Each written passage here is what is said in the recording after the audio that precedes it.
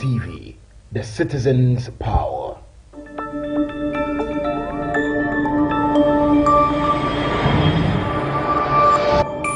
Citizen TV, the citizen's power.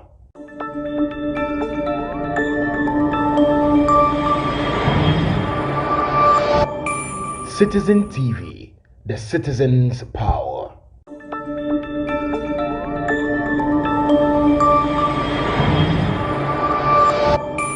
Citizen TV, the citizen's power.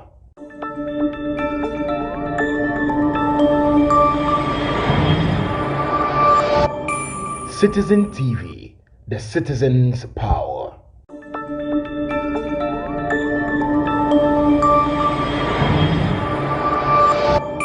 Citizen TV, the citizen's power.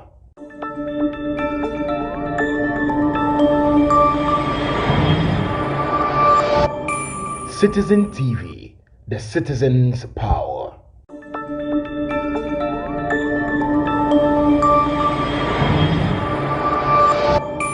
Citizen TV, the citizen's power.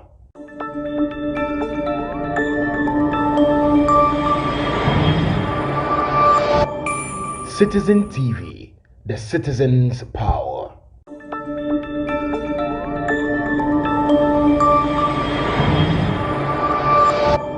Citizen TV, the citizen's power.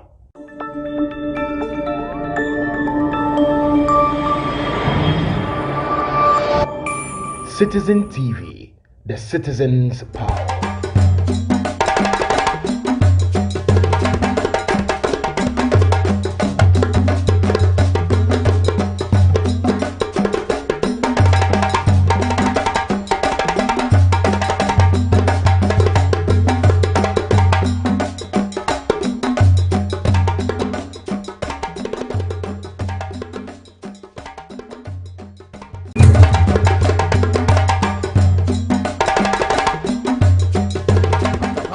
No mo draw sa template no to ho omo nim time of disaster see a obi anya kwa didi nanbo fo omo nadmo bedidi omo district assembly bedidi omo ha bedidi into yomu jaima. And this thing is not akufado apenso nko na sa nkwase ade we wo ye no ne ye kan ya ne ye kan de fra wo mu nyina no so wo ye NDC ni a eya kan wakoma eto yem ne hunu se NDC ne enya asoro abofo party. There are foolish elements in there. There are evil elements in there. Fortunately for NDC, no, omo adwen papa no doso cha adwen bone for no. Enti ya na adwen bone for no, they can't prevail too much. You understand? Aha. And NDC bone no, a limitation. NDC ni fele say obefa sika so afa sika 10.5 million Ghana cedis e de akofro eye private jet ni abusa de sa there was mpese migare private jet mu. NDC leadership, they won't do that. Omro bone no ewo limit. And it is understandable because ye nipa, every human institutions you benya sa na man ketenkete basa no. What you say? NDC leadership will not wake up say ye two or my good year nyina de adwane akogu baabi akoma obi like the way MPP is doing. Evil. Bone eye beye eye bone eye abonsamsem eye adwen bone.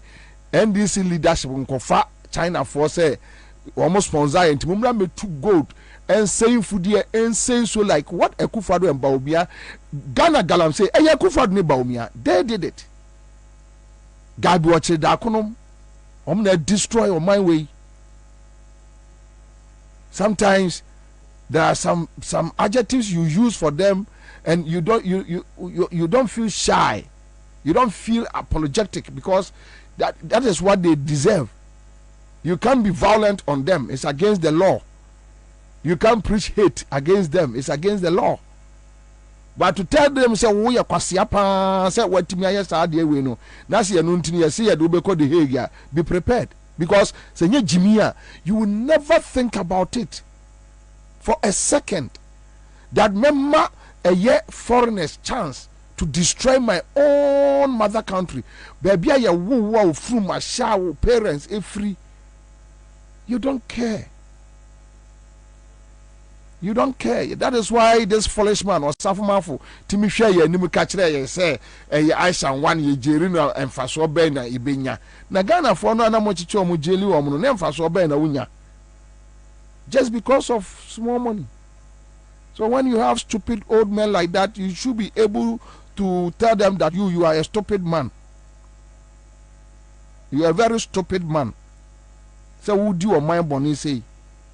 I just want to explain to you why Ubetinya Kache or Penia where Jimmy said, where Jimmy. When you are old and you are foolish, somebody should be able to tell you. You see, there is a way we must use to sanitize this system.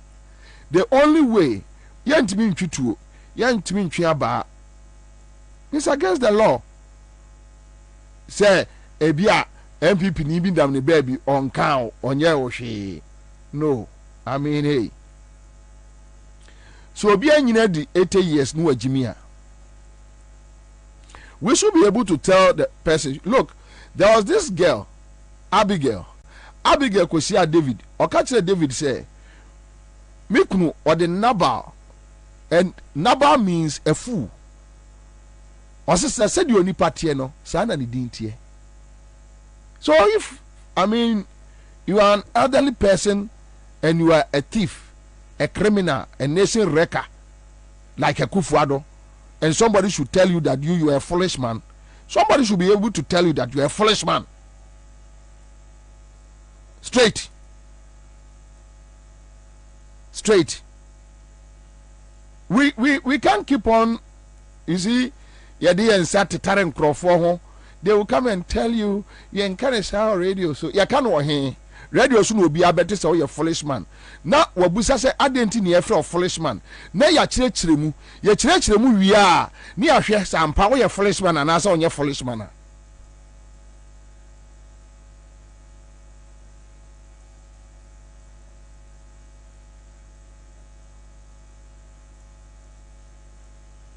Yes, as you can obey them that you are a foolish man. You are too stupid, say COVID-19 funds. No what me as says can no what my party for. You are too stupid. So bet me agree a whole high court judges a dying a good form. Say Usi Cathedral. Amias here tria a whole a compensation crime other affected buildings. Na mo asia jijis kana asia chedi. Na project ni siwo. Then we have people dying in Wakwalebu because of just $1.2 million machine BS Ghana yet to intimidator. You are a stupid man. For that one, I will tell you a very stupid man. Not your PBI. Your PBI person biano. I'm ready. You are a very stupid man. What Jimmy Pan? Oh yes, I did. Yan can radio so yan kan o hen. En fa ne yan kan. En fa na me kan krofo beti. Ezi can wo radio so kire wo. No obi tia no abusa say daddy, adenti ne yesi me stupid man. Oh, sika ese me de koto dialysis machine ekọ kwalebu no. Sa sika no me de akofru wi mi shenti no mo say me stupid man no. Akola na hunu de enti ese ne papa stupid man.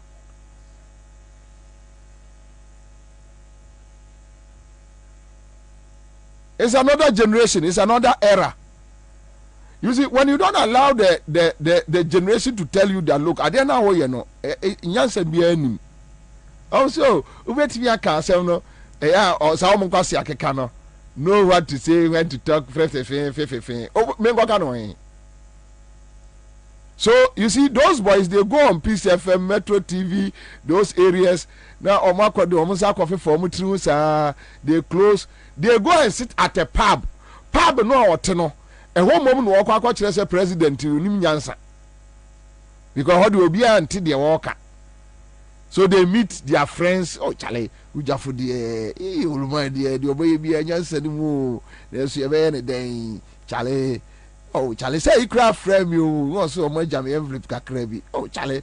Hey, oh, just for we and one say pow.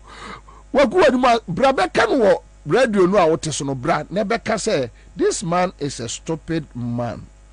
You are very stupid, say. When we say nkola for 4 or 5 years, government mean provide a year basic textbooks, curriculum out there ban textbooks for 5 years. This same person, it me the nipa in government almost by 900 etu kwai baako obiaje per dem. What is wrong for you to tell that person that you are a very stupid old man?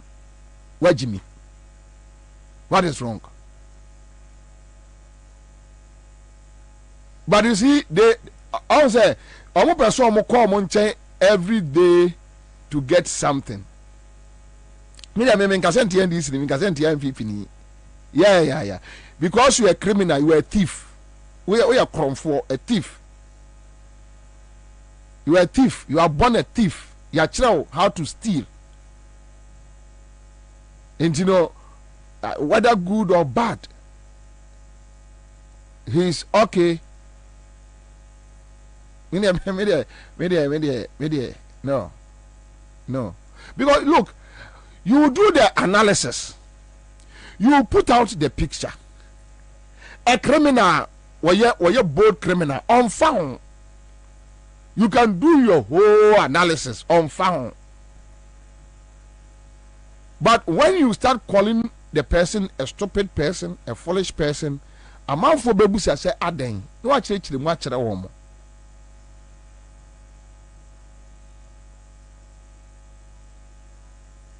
A radicalism, a revolution.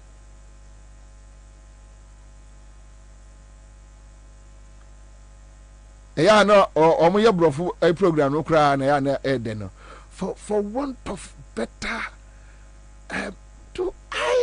do I say it's a criminal activity? Do I say ubu sawan kwasianti ade na criminal activity? Do you na ofu say criminal nkwane di obudan? Ofu say criminal nkwane di any di obudan? For even for you to have the idea say me babe to a japa me be to o my way agudie nyina na Ghana just $500 million na obi emesesa de aka nkono a criminal mind. If you are not a stupid president or adwemboni with your family and your vice president, you will never think of doing that. It will never cross your mind. A criminal minded yes sir. So we rub them at that won't say or mind to say Ghana yen to obi metu ya good yam fanko no my say $500 million as I say no. That document sitting down to write that document alone no makes you a criminal. We a criminal, we are free. We are stupid man, we are Jimmy for. So to me yes no. For say across what you cross and menya on my way sano. So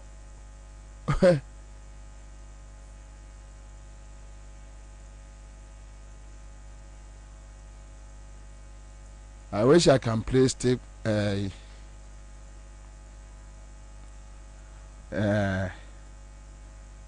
forgotten. Stiff naked fools. Omo boss anyu no omo dem o. Ye no nya atem didie.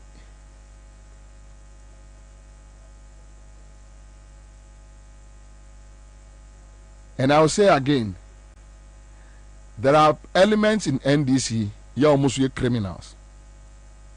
They collaborate with MPP. They collaborate with businessmen. Oh, businessman with your shaha. So you have politicians running around. They go to businessmen. I need 300,000 for this trip. No amano 300. No the 50,000 akoya adwuma no the 250 ahye no ho. Inti dem crop for bomber and the executive positions. Omo na share businessmen kutu pound. Yes. When you hear them talking about Zoom Lion I say Kwame Despite I say Agongo I say we I say we I say we I say we I say even and these new MPP executives no whether national regional they blackmail the businessmen. Yeah, one mamia, that's a bad power. Memia you say, memia your contract, memia you say. So the businessmen are always under pressure to give them, so that they can keep on stealing. And you know about radio so ever complaining, no, they are the same people who cover up for them. La Bianca. NDC for DB, MPP for DB. La Bianca. Yes. La Bianca. The number for our NDC mubebre. You number for. But OBT system no. And I hear say Owosika bebre. Me even at Amel's time, even at Asempa FM, I never entered any businessman office. Never. My closest friend was Oga Akwano Otiano Edu. Was it there? Huh?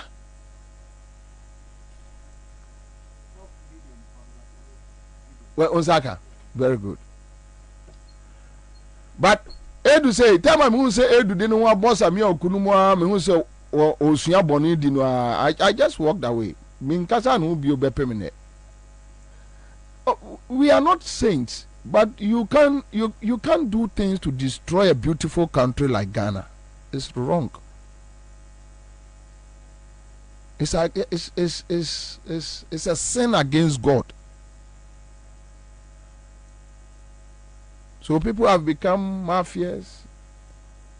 Yeah, team mafia group. Yeah, mafias. Some for no sununim. A sitch the yari basa they can eat well. They are there. They have become evil merchants, running the country down. So the executives no more movie co businessmen ho. Give me this money. There be a preachy about campaign monies. Scare buses tenuma both parties the year campaign. There are some practices both sides they do it unless we face it head on.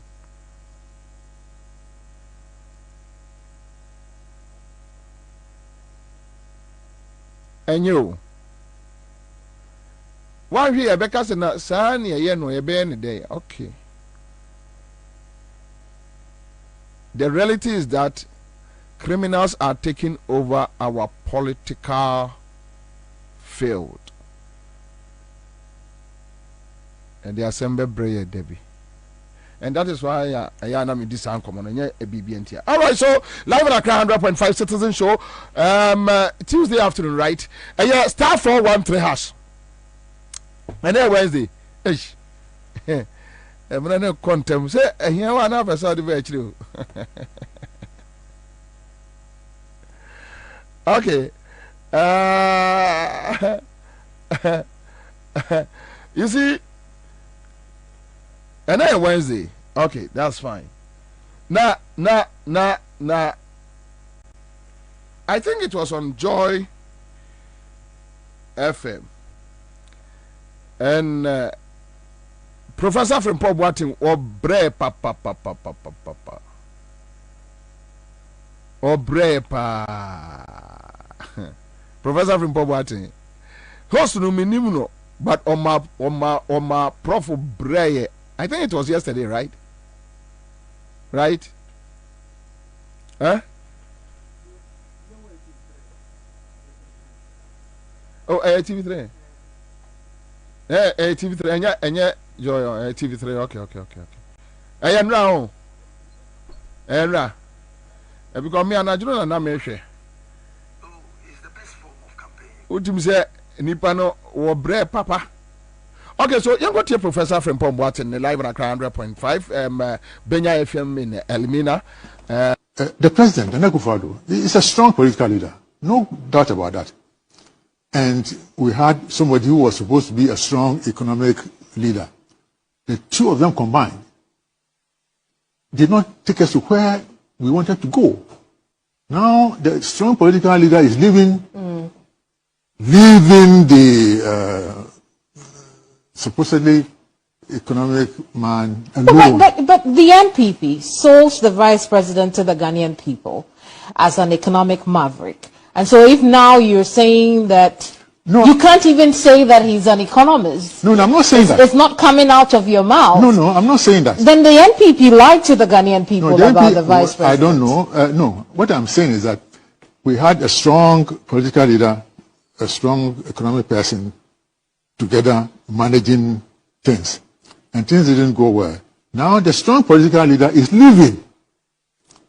And only the other one will remain. So it's going to be more difficult. Should the NPP be given another chance in government at this rate?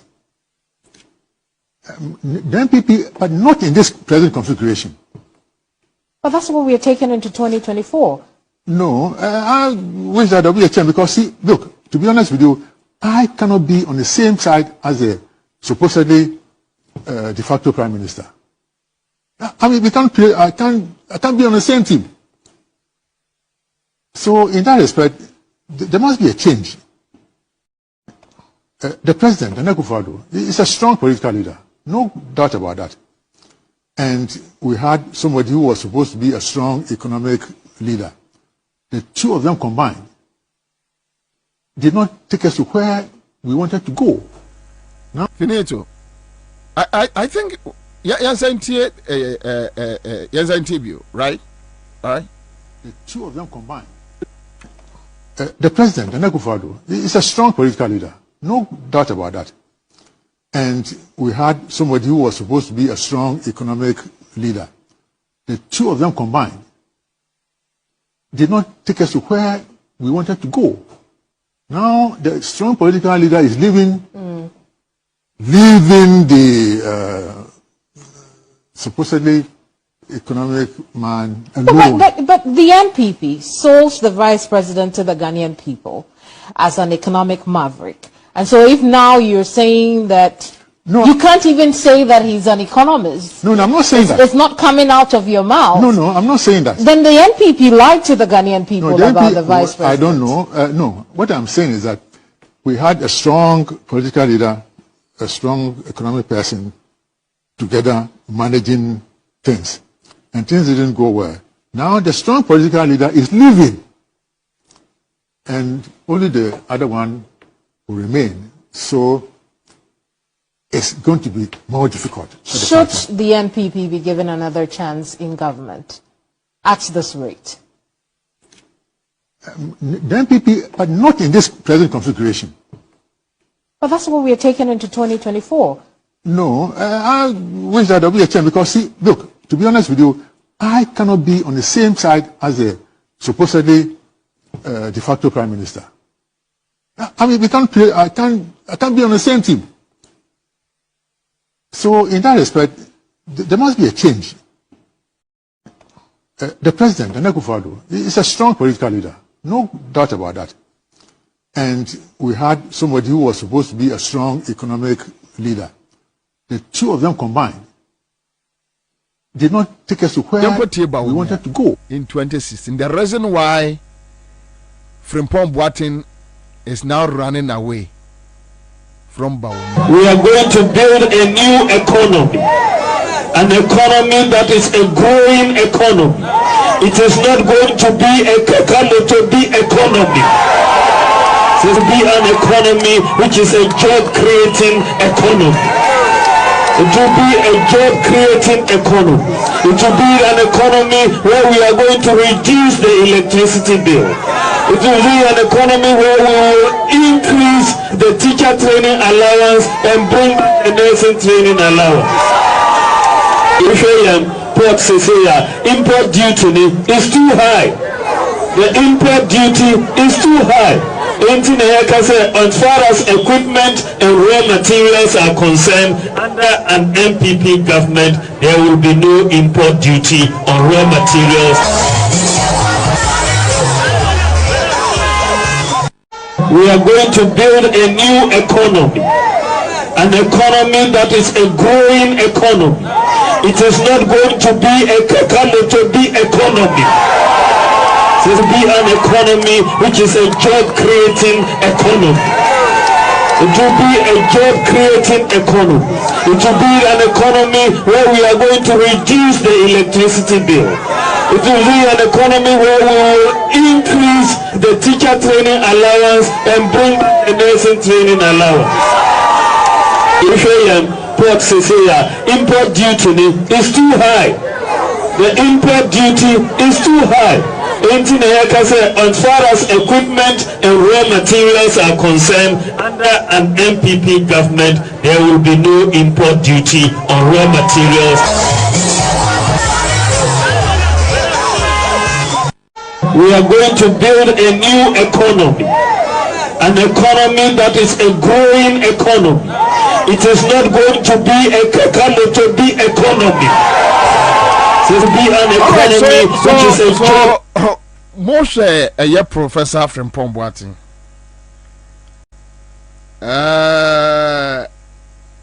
And I also be a better. Tell me, says here electricity board. Ghana Nibia and can't tell me.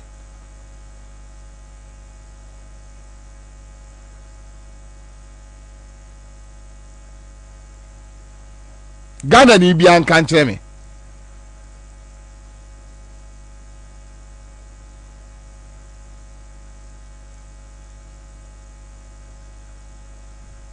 Just tell me. Electricity board at a say. And electric. Baomia to me share Ghana for any catch almost say. John Muhammad time. Electricity board adding. Entino omo ba omo betete electricity e boso. Buy no be fa VAT e dia to electricity so.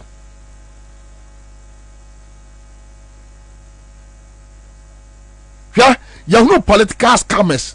But the Kufan doni Baumia yo be as a democracy. And I can be mamen kabia. Onye nipa. Say ye Allah no kuraman ba he's a social misfit. Baumia is a social misfit. Nipa see a man space kra wo eni permanent wakasa. Said we can Jimmy Semno. This guy went to Tama East in 2016. Tell me, electricity boy is saying that. Tell me, just tell me. Just tell me. And somebody will come and tell you who did the Bobie. Me did the Bobie on me. Bobie will be the last person I will succumb say Bobie. Na Ghana say Ghana sabi ye track ye Ghana ha ye tie Ghana ha Baumia say Baumia dey say na sia no say why nipa no why yi ono omotibni nyina nipa ye mfa ne say wabobra kakra ye wabobra ye dambotwe bi afred or worry no at least but oni ni nkwala ni nyina we know them omunya nipa omuhunahuna obi asa Baumia ye social misfit and kedi kwasi ye man kwai any space because utie ni dia utie ni wie na sa wo modam mote so no a ubon say no this guy went to Tama East kwa catch na enne yeah masa electricity on the way and for bread electricity bills one on prepaid need to stop the prepaid stop adan me kan say John Mahama sanya man keten he should speak to it wo he no so ba no ntimi nya hwe a eni omo Ghana for nyere wo mo because look Ghana ni GDP no a wo ka ho asem no ne those things you know wo hard adwene you are just oh be agony. How can you generate power? Now what me up power sa energy no what generating no that make sure kakra bi for good consumption. Because look, electricity board continue say yeah I'm for be wo the young guys and the young girls they are dying. Obu wa na dwo na ne light adum obeda heat ni mu ma de ache utimi se ne ho hyehye no enipa no ntimi na osore adwene wo ye ode adwene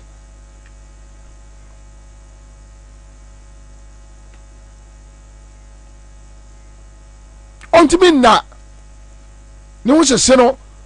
Then I had this mad woman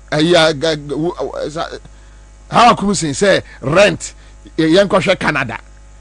Omo Jimmy sa o ka Canada rent no ka chem say Canada omo your friends say minimum wage say Mayor Juma Canada say be mame sika say metimi asave sika be 5,000 Ghana cedis. Mayor Juma Ghana have for how long no metimi asave 5,000 Ghana cedis. Obi a kira there 13 years 15 years o ko fie ni amano fridge ketwa say o ko Canada sa na de ma omo o dwan o dwan omo majimi abubadam okwo Canada obi tira de 30 years e man table top fridge ena odi coffee ye ka ni biri sam o my we mu na agimifo we nyina e ka bi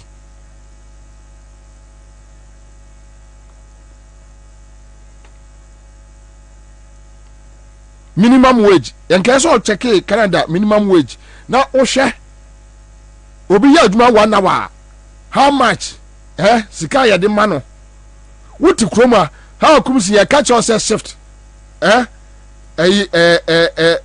working policy ya 24 hours be mo obi anya adwuma ya o se da bi o be ka rent unim ade ankrofo go through wa Ghana ha say light number o miatimi ahwe yanim me ba cho I don't know Kwame do your cross checks for me ya ti krom hey raw materials yayi taxes are free so yayi taxes are free so abra companies are complaining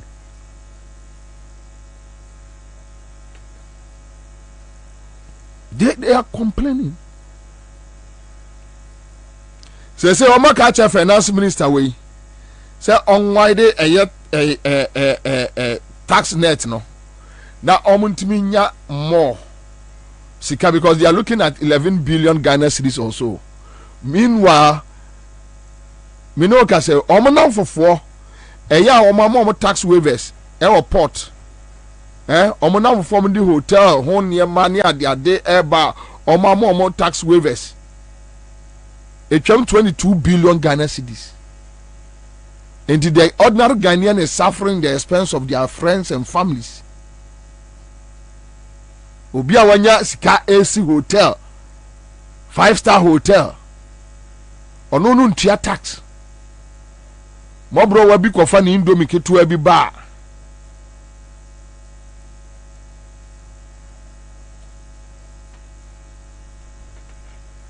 Mobro wabi kofa ni indomie kakra bi ba. Na o kasa.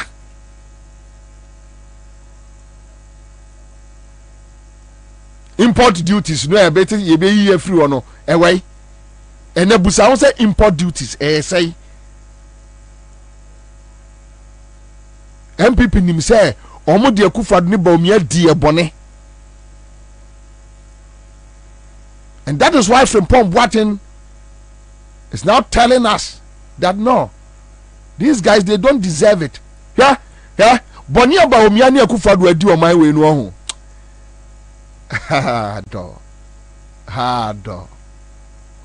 Hard. Hey, me nipa oya me wanwo. Eya, watimi ase atetim. Ama tim no timi ko gina na omo sresre. Eya omo ani agye. Hey. Nipa me nipa na ne gisika ho obeye bibia for money. No, I don't like such people in my circles. Bibia is what you be obeye on found. The love of money. Now President Kufo. The idea we are at the time we hear because we are dead. When we are country almost say munyi me din film na we ye nim guase ye. O de cha taru apampam. You love your party more than the country Ghana. Or a gentle giant who di bonny.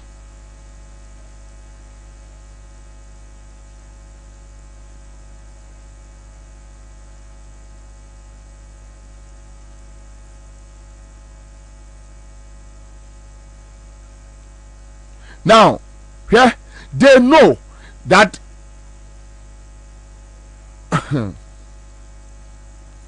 Omunim pass on Baba Bese or my way. They know. They are aware. Now listen to your friend say Mark Menu on Joy yesterday, right? Okay. So it's the best form of campaign you can ever get. Retail campaign. And how are you going about this? The retail. This retail campaign. When is it starting? How are you going about it? We have just introduced our campaign. Our campaign. Yours. The team will be launched and it will be drilled down to the polling station, and then from the polling station to the door to door. Tell me about Dr. Mahamudu Bawumia. I should tell you about it. Oh, he's the vice president of the country and the presidential candidate of the party. Convince me as a voter to give him my vote. I think, despite all that is happening, if you want to know Dr. Bawumia, you see, we will not conduct our campaign along those lines because we will do a baseline study that will tell us what the voters want. You don't know yet? Oh, you want me to come and sit here and pour my heart out? We are talking. No, the campaign team is yet to be inaugurated. Why should I preempt? You know, that cannot be the case. But what I can tell you is that you have to do a baseline study. So it's the best form of campaign you can ever get. Retail campaign. And how are you going about this? The retail. This retail campaign. When is it starting? How are you going about it? We have just introduced our campaign. Our campaign. Yours. The team will be launched and it will be drilled down to the polling station, and then from the polling station to the door to door. Tell me about Dr. Mahamudu Bawumia. I should tell you about it. Oh, he's the vice president of the country and the presidential candidate of the party. Convince me as a voter to give him my vote. I think, despite all that is happening, if you want to know Dr. Bawumia, you see, we will not conduct our campaign along those lines because we will do a baseline study that will tell us what the voters want. You don't know yet? Oh, you want me to come and sit here and pour my heart out? We are talking. No, the campaign team is yet to be inaugurated. Why should I preempt? You know, that cannot be the case. But what I can tell you is that you have to do a baseline study. So it's the best form of campaign. Follow me. Oh, Mark Menu. Oh, Jimmy no. Oh, Peter Mark Menu, Jimmy no. See. Very shameful. When him time guy no busa Mark Menu say, tell me about Bawumia no. The abandoned team ko baba be kan economist o. Yeah. Enka who is Bawumia no ko be ka economist at the end there other bibi one said there be modern ngwase ebre no say we won't even conduct our campaign on that lines. Which lines? So they won't even go to the economic issues. They won't go there. Denmark Manu is telling us on baseline studies depending on where the Ghana for pay. You need a miracle abuaje kwasiano otimi go to Peace FM. Akokas one do obana 50 cities now pa or the 50 cities ni be ma no ato abama no. If you have Mark Manu as your party leader, empty barrel and empty head. When you from foolish man, old man, very foolish old man. On himself, Bawumia, destroy country, no. But so far as one opposition, so the position in the Mark Manu feel say or you respected in society. Two. Say campaign sika omo wiya sika Bawumia ma wiya sika guo enti sika no obenya bi right sika no a ono obenya bi enti no say yes politics there say na ye no I mean we say economic you see we are not even honest to our own selves as humans as a nation. Look at you on baseline studies. No matter the Ghana for pay. No they defined Bawumia. Yeah. And you kwa bantin ko say Ghana for pay pan no. No ma ba be ka kire Ghana for say Bawumia wo to pan no menye. I say political branding and marketing no. Omo di adane boni di o. Yeah. We will brand you and market you. Then we will take the money. And he say a far destroy the country. Ono McMahon was sifie ewe ni krom was sibi wo ha ne ma wo ha our properties bi a ma no sika kakra enti no say obi ti say Bawumia God forbid touch wood na Bawumia be the president no be say country we ya it has nothing to do with him on fa ho.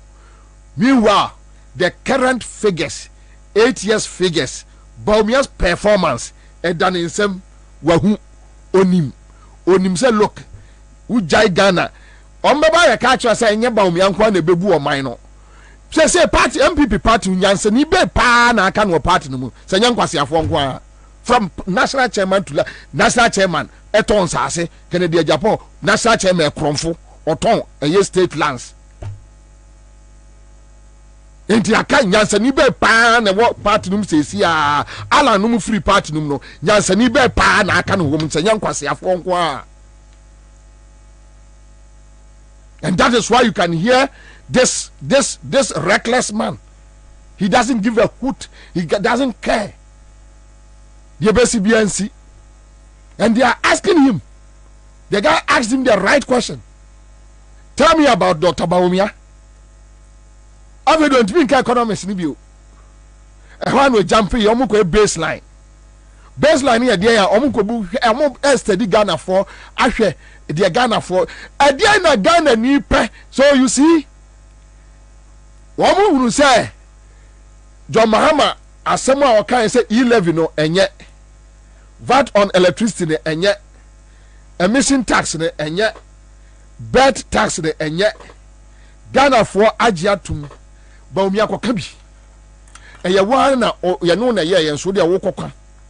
So say na adane enkwasi asem say no politics na omo ba be ye no omo be di agro ne enkwasi asem into adak ewomu a omeba Bawumia ka say Akufo-Addo is the worst president ever because Ghana fo nyina e kasa to omeka chance say kasa to get a vote o wa gina ba omutrim adwembone sankrofo we ye no omo ntra oman mu adwembone na aba omutrim sesi a yakwe baseline studies ti yakohwa ade a Ghana for pe no mo dey be defined Bawumia Ghana ni a wote krom ha dollar rate ya okofa niema say enye dollar na beba from dey na hia review Ghana ni wote krom ha enye port duties na ekunu a dey na ekunu Ghana ni a wote krom ha Senya fuel prices ayenia. Ghana ni oti kroma. Senya electricity ni water bills ena ekunu a ayenia ya. Ghana ni oti kroma. Enya ne ba okon school a okọ 1 month no abafie 3-4 months ena otua sika for extra classes na eku omo ayenia ya. Moko ye ayi agrek your friend the PFG ekosi sen se Ghana ni enye sika kakra obenya ade abodwu a eye de ya wagu banks ni nyina SME banks wagu no microfinance wagu no omo mnya bodwu na nka first pa no 1000 Ghana na eja odi akofa eye tomatoes bi ni ade wagu ni nyina Ghana ni banker ya wotifi a woton eye emo ewo kwa ho entika se banks eno edaso wo anko nya adwuma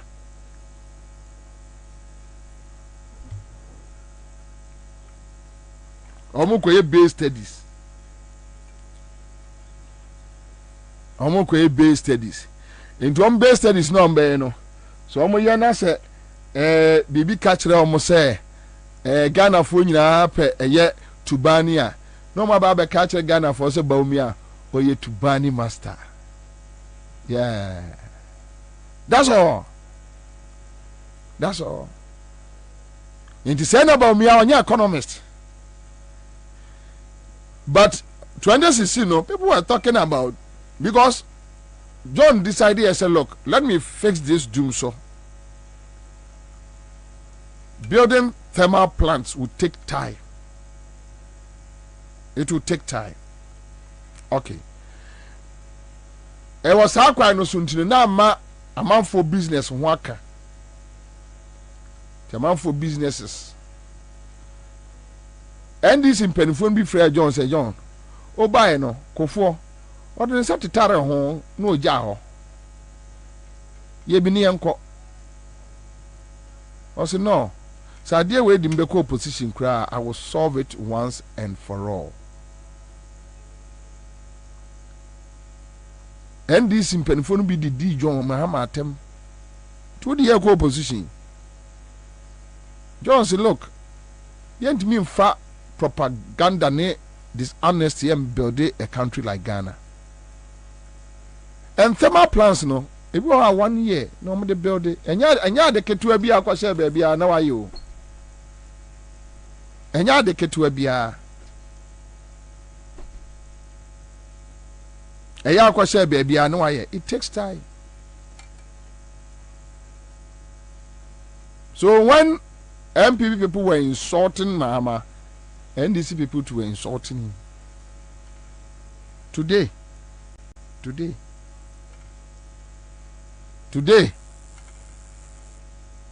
indeed, posterity has judged Mama right.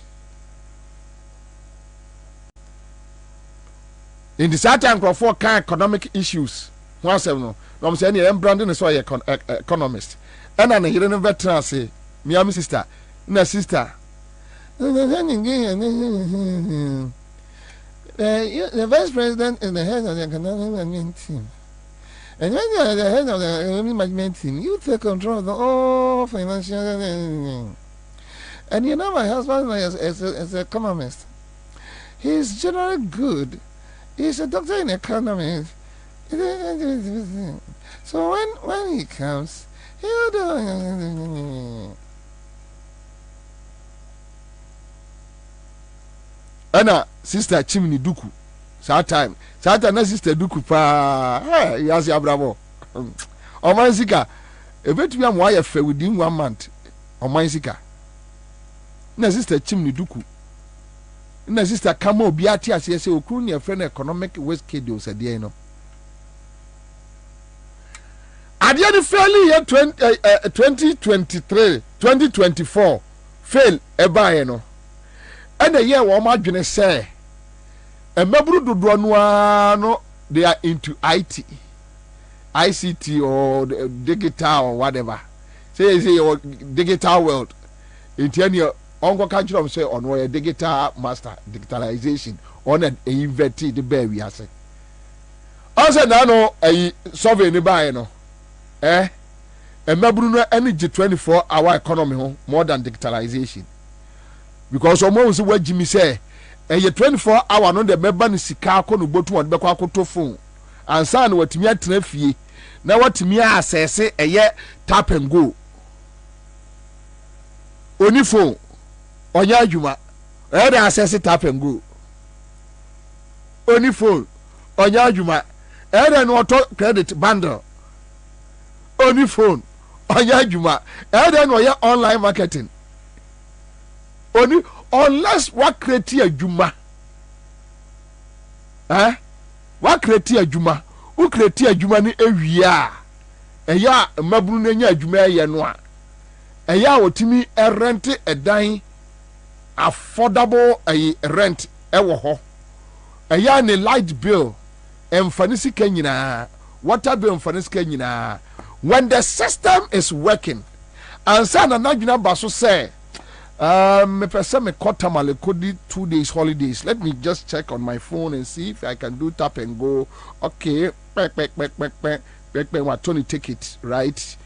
Tony take it no be 2 days ni dia register our system no okoya no swipe it. Yes swipe ya rem trans ni dia register say we want to take it dada and no and yes the same thing your mama time auto card metro mass everything okoya the difference ni say obeto we ni phone metro mass na turn oko shop and wakoto to say the electricity first man here corner no then now say electricity what options first power you can use phone to buy or you go to the vendor and you buy from there. It's the same thing and yeah adebie hu bia and yeah big deal bia star 413 hash CMG scratch there and then me 1,000 Ghana cedis. So you see the fact of the matter is that Yabusa Makmenu, very simple question. Tell me about Bawumia. Who is Dr. Bawumia? Preach Bawumia to me. They couldn't talk about the economist. No. After they say almost them air planet, then you want no beka ne campaign star, and you want no beka no. And you want no beka ne campaign star.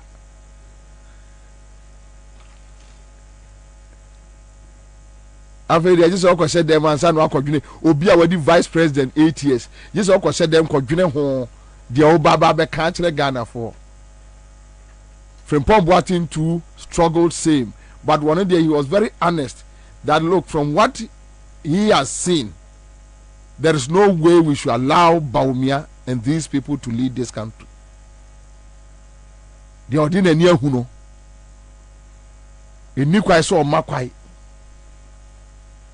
So for him, he was very honest, though he was also struggling.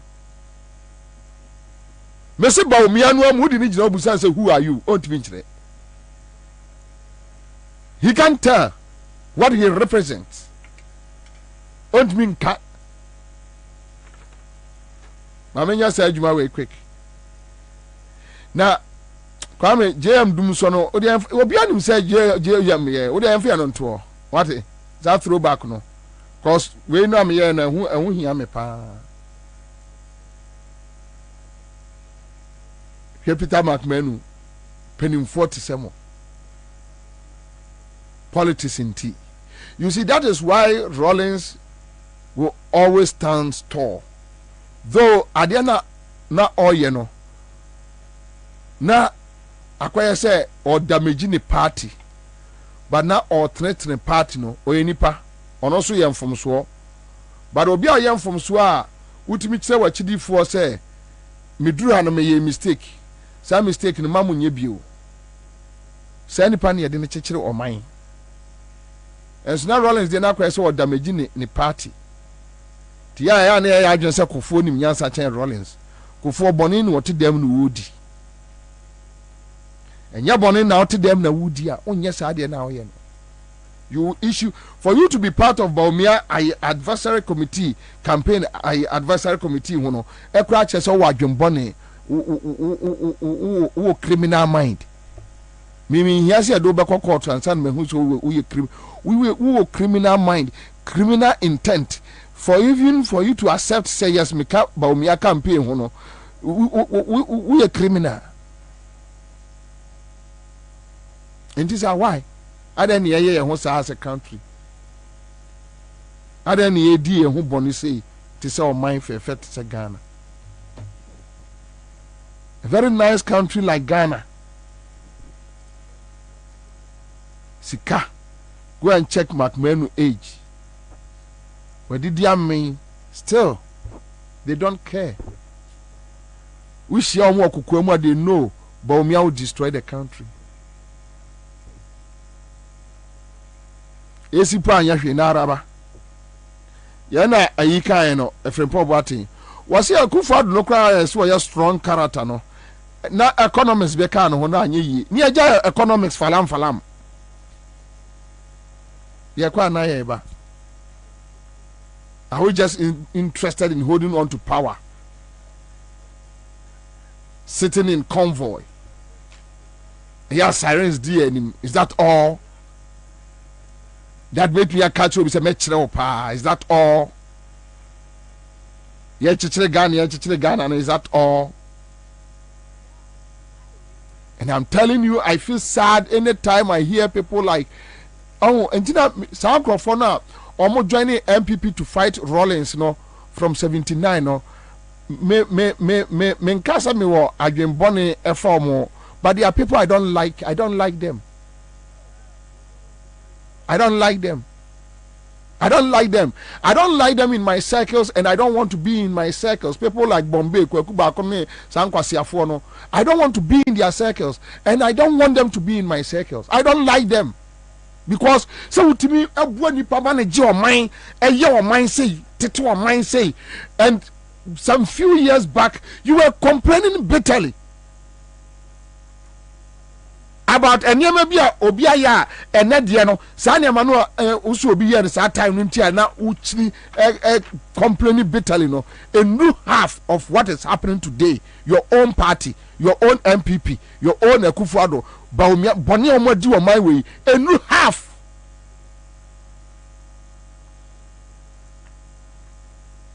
And you are happy now. You are a happy person because ebia nyinya nsase wo Legon Hills, SCC adan, ebia nyinya estate houses, so they are okay. And the way you know na Rollins nya no, because you are not getting your way to do what you want. Senior journalist Adani Galamsey to Galamsey di boni bia koso okromo bia omo di bia na jo. Omo from ye game for ye the ebo game. Ye the oya e be damage you. Who be damage you han? Who be there? Ye dey na be. Because those days we omo yi me different and powerful for. Oh yeah, you see if you don't join us, that's ye nkwasiafo say. Now me medin fie say you me free as empire say me su. Medin fie say. I have more years ahead of me. The person me ye no wiase bia metimi aye.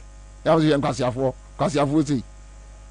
Na se meka nkwasiafo say the senka mense akwa Asantemampon akopɛ asase adokaros. Some de mo bebo omo from say Laboni coffee shop media mafia so say the kwasiafo sa no.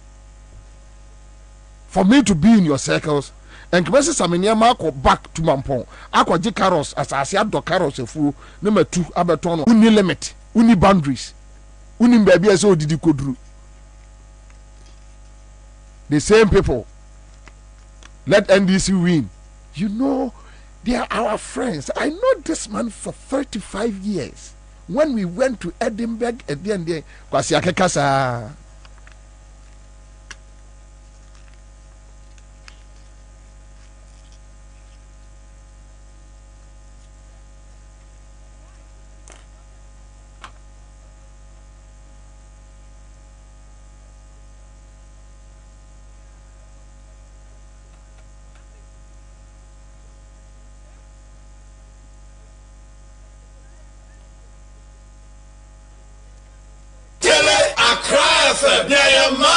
All right, so I have my first winner on the line. CMG Scatcher there. And here we are. Okay. Hello.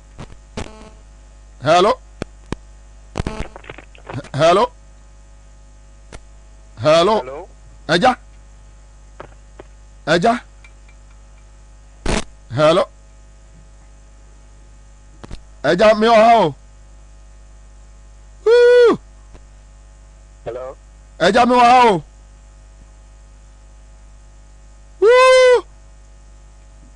What you mean, guy? Hello. Eja me how?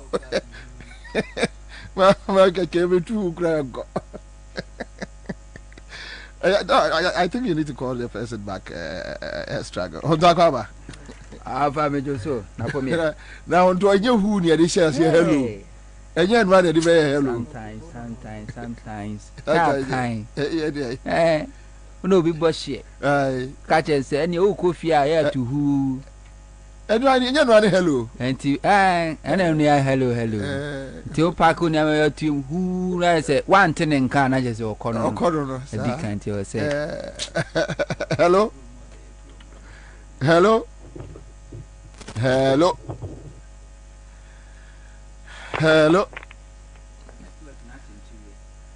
And your network in that change. Almost system, and I just ordered an issue you as I was fixing. Oh, you did said you all saw how much you know. I had it on ye.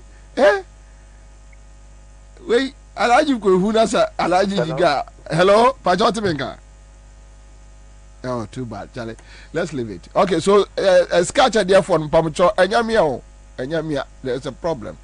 And me Pamacho mean ya emphasizing hello, sir, by 10 minutes. I can't do this. So let me just move on. Anyway, so Minia Akwaba. If you boko there. Yamia don't boko na way. All right. Okay, so my main me and you say one block or two. You're one block. Young team freeway. Oh, so yeah, you ban normal then we won't come back again. All right, I'll be back.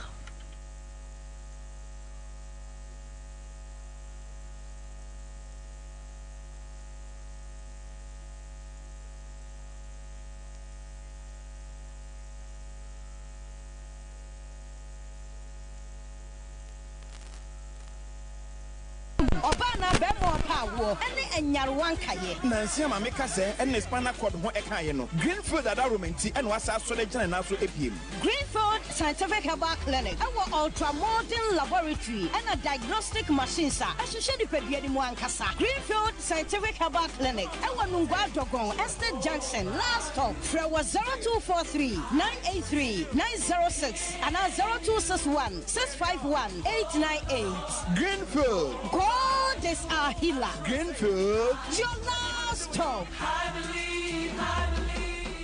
Dude, when are you watching? It's holidays. Must I teach you everything? The OMG moments from documentaries and reality shows are still available for pay. The drama on the amazing local shows is off the hook, so the whole family can still enjoy. Don't get me started on the Premier League, UEFA Europa League, Serie A, FA Cup, and the WWE action for me and you. There's even fun learning stuff to keep the kids entertained. To the living room. This Easter, the joy never stops, so stay connected to entertainment anywhere with GoTV Stream or enjoy it at home. GoTV. Love it.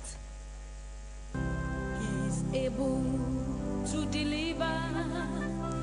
Tell you ministries worldwide.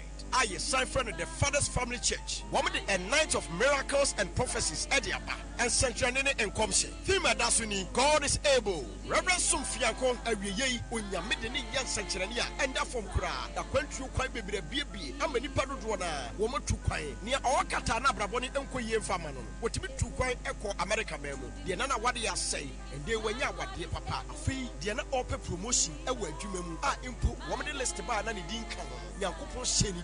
Yam am you promotu no edwuma mu obi so ye chini kun wo bra na onye boni bia na so no e bra wo te rewre somfian kon ka pe onyame eyi ni kun afri o hawa na owo mu bra na wa bra bo enye sada kwase da wei ane kwase da bia 4 p.m. Ewo Old Ashoma, Coca-Cola, Abloje, Ashoma, Abukobi, Kwanas. Friend 0240 545700 050 4678 868. And now Facebook, I am Reverend Sumfianko, Osabakaye, now near Dim Como. Shadow Suro, Samuba, wouldn't show any oil and a beba. Reverend Sumfianko, when Yamede when Yansan Chaniapa. Dude, when are you watching its holidays? Must I teach you everything? The OMG moments from documentaries and reality shows are still available for pay. The drama on the amazing local shows is off the hook, so the whole family can still enjoy. Don't get me started on the Premier League, UEFA Europa League, Serie A, FA Cup, and the WWE action for me and you. There's even fun learning stuff to keep the kids entertained. To the living room. This Easter, the joy never stops, so stay connected to entertainment anywhere with GoTV Stream or enjoy it at home. GoTV. Love it. Hey! When we send your police in your draw, Imbusaba Mesa Amama Huadeng. Refuse to grow. Any offense will be and what day immune system or Yankopon, and you're ready for Gadmusa Moya Hubano, and Nasa Wunum Imbusaba Mesa, a page immune system Nabribia. Ya Yarientimu. Sasa dear, a month for the one, Eddie Imbusaba Mesa, Drodon dance yes, and Yarwa who ran Nipa and Nina Etimi Banaso, and in Yarwa Cassian Kaya Wutini D and a home car. Now Yamwa suing you know, and why you buying every home. And now I'm pa, one Yarwana Dada, no monum doctor and Rono, and num Imbusaba Mesanoa, and Mama who are deep in tea. Ya Omuntim Pose, Yaria Esomo, Imbusaba Mesa, and Kaisi, and you are may move Bia Yato in row at 0246 20 8496. FDA, Ashisha said, Jedi and Cratry, what you to say, Infianso ni mu adada nkwa. Infianso ni aproye ne ketase hye dwirim adokrome. Infianso ni mu ahokyere nso nkwa. Emra so se ye besesem. Ni adi ni da so papa. Ni ahotopa abro manfo nyina. Enye okokromuti nkwa ho. Ye ya wa hoden ene wo moa. Waiting ye di good governance card GGC ebre Ghana fo nyina. Good governance card ni ma wakonya a wode okakra beboa ama ye di John Dramani Mahama ni NDC abebio.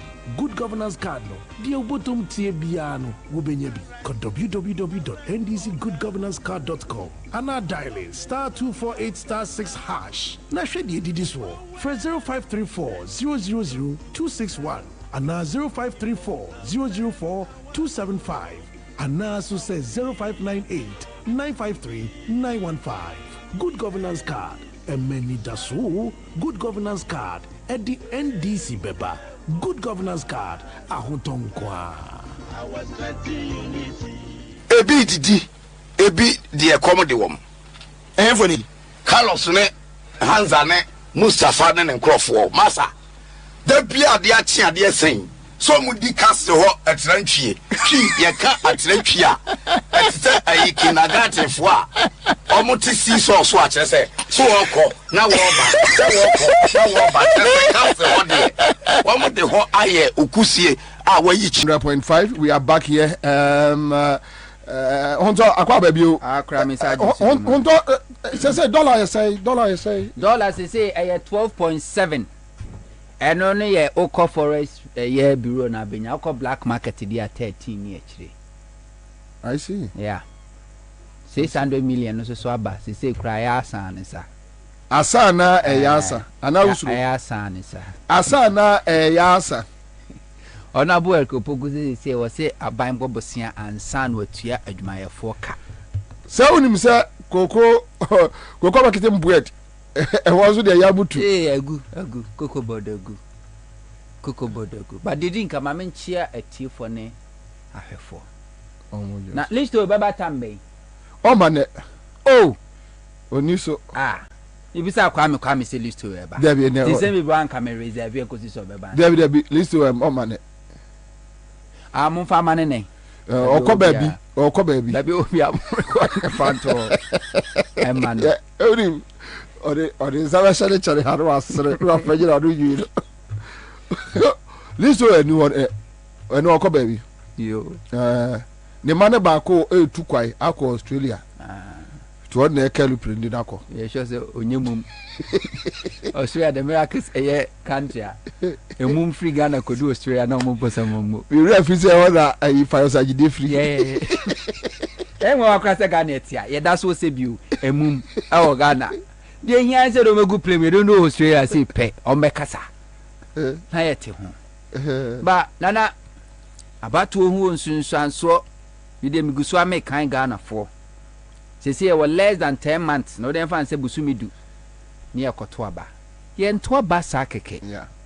Oh yeah, prelims and say me fa topic prelims we dem me the challenge to. Ya no ani ya topic because me the link ya mama. With NFL link. They na whole fruit. Anga we starter. They na whole fruit. Anga we starter think am challenge to na fi ma betie. Ya ke krom kura say krom ti say dia dia ti dia na whole fruit aro. Manui. Very there na whole fruit. My meal is to. So my meal rough. O say doctor wari bo ba so ma do 2 man there. I say Ozo mane bo mane Felix so okoya de mo mo wo. Ani tombe smalist wa ukiada na mo smalist wa. There be no pay ya no mo eye o mane bo ma say so smalist wa baby. Inti o say Felix kra na de lord friend brain say on to me kanya fast.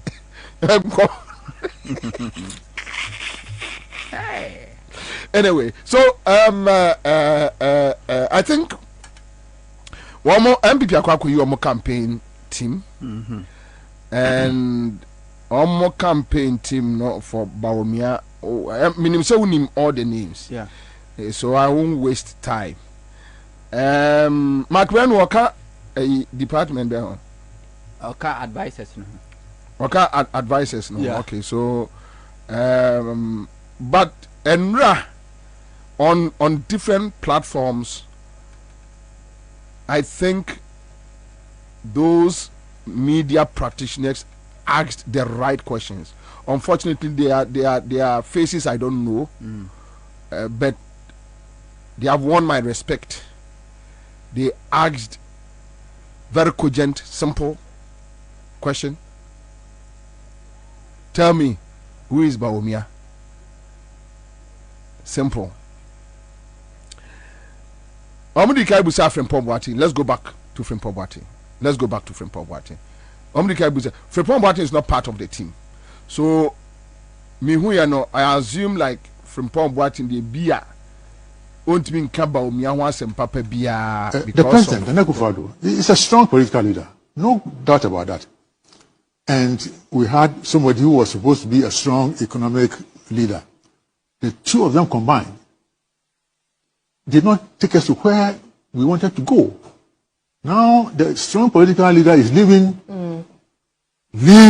the supposedly economic man alone. But the NPP sold the vice president to the Ghanaian people as an economic maverick. And so if now you're saying that you can't even say that he's an economist. No, I'm not saying that. It's not coming out of your mouth. No, I'm not saying that. Then the NPP lied to the Ghanaian people about the vice president. I don't know. No, what I'm saying is that we had a strong political leader, a strong economic person together managing things. And things didn't go well. Now the strong political leader is leaving. And only the other one will remain. So it's going to be more difficult. Should the NPP be given another chance in government at this rate? The NPP, but not in this present configuration. But that's what we are taking into 2024. No, I wish that there will be a chance because, see, look, to be honest with you, I cannot be on the same side as the supposedly de facto prime minister. I mean, we can't play. I can't be on the same team. So, in that respect, there must be a change. The president, Nana Akufo-Addo, is a strong political leader, no doubt about that. And we had somebody who was supposed to be a strong economic leader. The two of them combined did not take us to where we wanted. Say, oh, we be Frimpong Boateng and hormone fine tea and okay, Kasa. enyumre no a neta so agbechire ba na de shemu ma wo danche neta so ma Peter McMahon ono de whether electoral affairs I think he's part or can't be two departments so the advisory committee and electoral affairs but yamfa say omu nyina ba yes Peter McMahon na enyansani pa sana wa kame at MPP musisi ano Peter McMahon ni nim nyansa. All right, so go to Peter McMahon. Oh hey, so it's the best form of campaign you can ever get, retail campaign. And how are you going about this? The retail. This retail campaign. When is it starting? How are you going about it? We have just introduced our campaign. Our campaign. Yours. The team will be launched, and it will be drilled down to the polling station, and then from the polling station to the door to door. Tell me about Dr. Mahamudu Bawumia. I should tell you about it. Oh, he's the vice president of the country and the presidential candidate of the party. Convince me as a voter to give him my vote. I think, despite all that is happening, if you want to know Dr. Bawumia, you see, we will not conduct our campaign along those lines. Because we will do a baseline study that will tell us what the voters want. You don't know yet? Oh, you want me to come and sit here and pour my heart out? We are talking. No, the campaign team is yet to be inaugurated. Why should I preempt? You know, that cannot be the case. But what I can tell you is that you have to do a baseline study. Oh, hey. So it's the best form of campaign you can ever get. Retail campaign. And how are you going about this? The retail. This retail campaign. When is it starting? How are you going about it? We have just introduced our campaign. Our campaign. Yours. The team will be launched, and it will be drilled down to the polling station, and then from the polling station to the door to door. Tell me about Dr. Mahamudu Bawumia. I should tell you about it. Oh, he's the vice president of the country and the presidential candidate of the party. Convince me. About him say okay,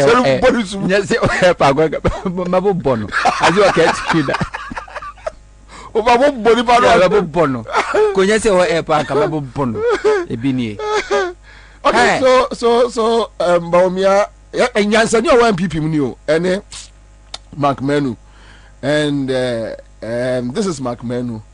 So this is how their team has started one work. So let's go. Bawumia campaign team. And the first comment from Capito ni I will call captain. Egypt. Yeah, Egypt for captain. Egypt for captain. All right, so Kabo Mianko. Na me anim no krani. Ade ba kwa wasenka kufu ade senko legalize fraud. Wasenka kufu ade legalize because MPP a fraud. And I call MPP wa Ashanti Waka say to me is a fraudulent. To me is fraudulent. A fraud.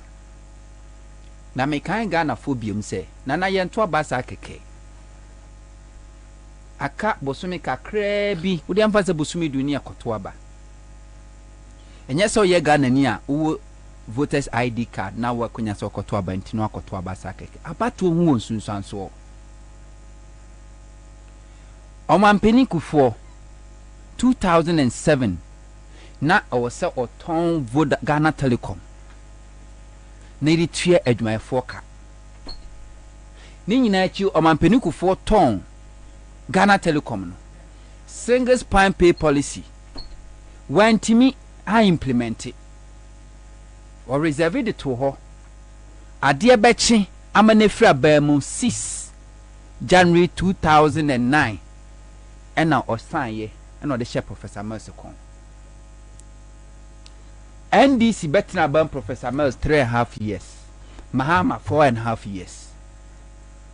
With all the economic difficulties Ghana you go through. Dumsa ye fair cocoa block or form, oil block or form, gold block or form, we are said Jama would also.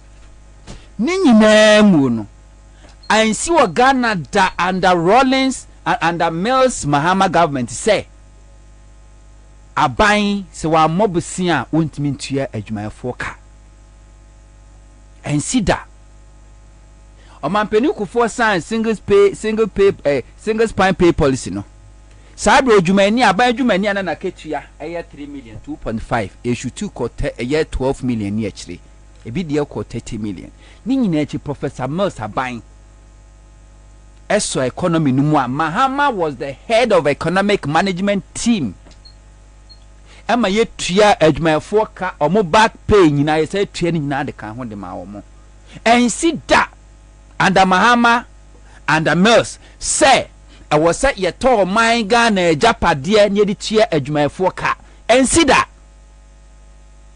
ni nyina no ye beka kire say Mahama bon NDC fo nim di fo oma bon Ghana for you MPP for mo na ma ben and e to me share monsa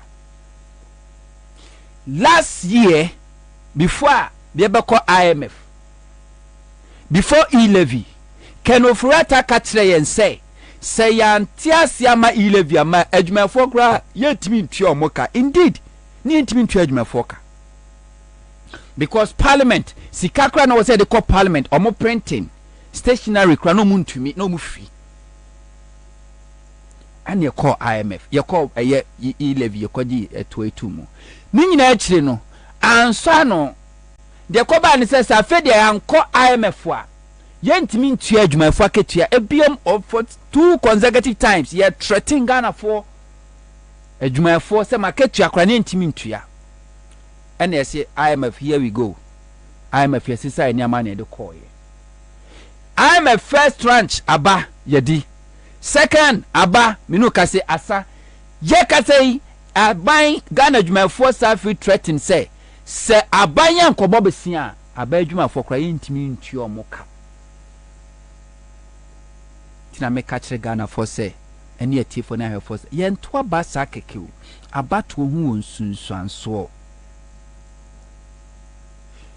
dum sa Mahama ban yareti ye fritete secondary school mimi call secondary school 2000s mantibi da mintibi su da ti akotwa secondary school for light se secondary school edi electricity ka yakwa kotwam mintibi da because enim say secondary schools no eyaban no ne tua electricity first time I met it say school kesiye te say Accra Academy so na Samojan ewo le monko I no call secondary school yetime akwa electricity because omodika yes omodika about 45 million Ghana cedis ti akwa electricity na enye Accra Academy as a school no nya mo na wo so mutua eye Ministry of Education eye aban enti under John Dramani Mahama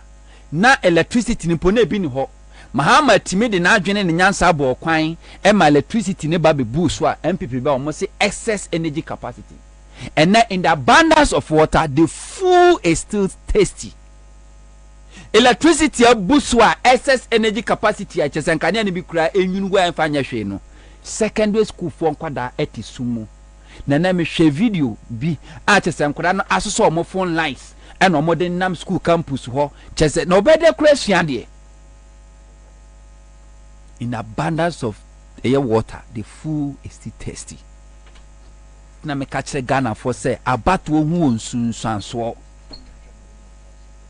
na aban no a wono anya manyoko na mo catch yen say Mahama economy enye setakpe manage economy enye the late Emisata economy or manage as a head of economic management team enye na nipa o na ye agenkwa obaji Ghana for free ehu ehia na esika na ohia buburo mu eye baomia eni nti baomia gina simpie so courtesy Mensa Wutabel emani ye lectures across the country extra ye Ghana ye hawe haye ni kwa o no be yo mampeni abedi kire obeso ano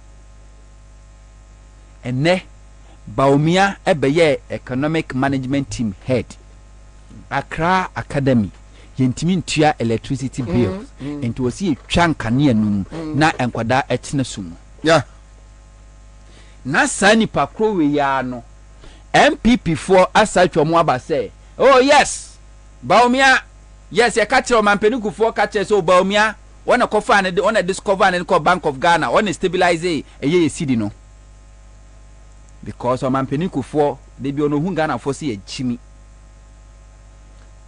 Ghana cedi ye kocha sika 2007 ye buy na $1 1 cedi 1 year per buy ye no cedi na ho adin depreciate by 20% and Kufuor fra bam na 1 cedi 20% to $1 but Kufuor katre and say e Baumia and man ye $1 1 cedi and ntia Kufuor adu gina so e be gina simpie so katre Ghana for say de ntia okofa Baumia de ne buy ye ne say Baumia aye bi pen on stabilize dollar no cedi no and in the Baumia base o meye cedi ni ho adwuma sabra no okasa no na cedi to dollar 3 Ghana cedis 80 pesos to $1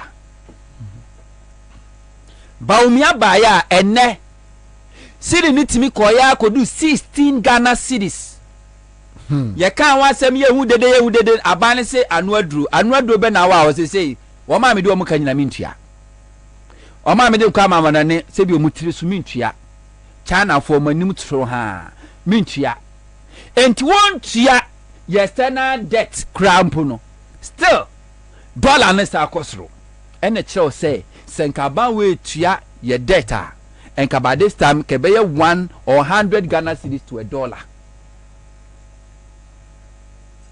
na MPP for chomo ho be ka kire yen say oh Baumia kogina kaso so o mo baaye no ana mo ye no to ma cha adwuma no miensa enti governor Bank of Ghana no hwe cedi no na Kenofurata enhwe fiscal policy on the digital man digitalization no hwe enti nye na je anything you busa mo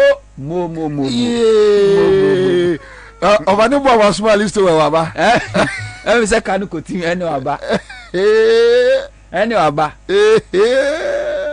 anything you busa Mark Manu say who is Baumia because Mark Manu himself o ma ka kire Baumia Ghana fonya say Baumia economic messiah wanna be wo sikasemu o say so mo ko shede ma dwene ho mo tie be say who is Baumia who dey so ka say Baumia is a world class economist e be say the economist say asemba anything I can say I won't answer this and on one creative question o see campaign this and you go this way and one thing na me with all my years may show hosting whenever me mini MPP ubusa MPP ni question that's one to me thank you Pacho your lordship you're welcome thank you ubusa ni MPP ni question one to me no anka say bi so no question no yi ano obes set question man ho no yi ano enti ma Peter ma no say question bi say who is Baumia tell me about Baumia as a ordinary Ghanaian na me nkoto aba ma no when him say what to me describe Baumia as economic messiah where's your amaja akwaba of akwaba aja akwaba yeah odo sojwe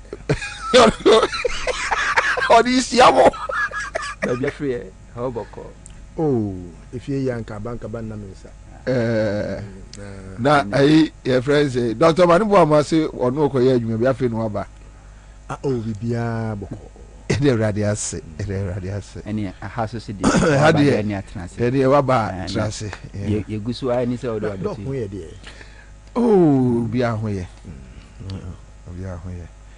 yo honto na me medru ye na tisi ye se hrema bi ni na wiem se ye busa se me wai nye bia ba bia mo de afo bi hu ben afa hu pa enfo bia kra fa no pa e kan wa na kame wani musa ya e kan wa na kame wani musa oba studio ohun re ano oh okay akwai so bebo obi favorite song ama no program ase na ode nyum ni shame otutu wani anhu nipa na asa nyum ni gba to se nipa na bo nyum gu na so ati obi abeye listo na ma men trust pacha trust video ti Peter McMahon say yeah odi ahogroso oko ka Baumia said the Baumia mo ton ne ma ye no a yasem because and the Baumia na kasa say ono nya economist bi because nya economy no hwe ho adwuma we jigita man IT expert intino enya ho no beko just listen to nonsense. NPP is a fraud. Kufo a fraud. Akufo-Addo a fraud. Baumia a fraud. God, you have Kwabena nyamsem.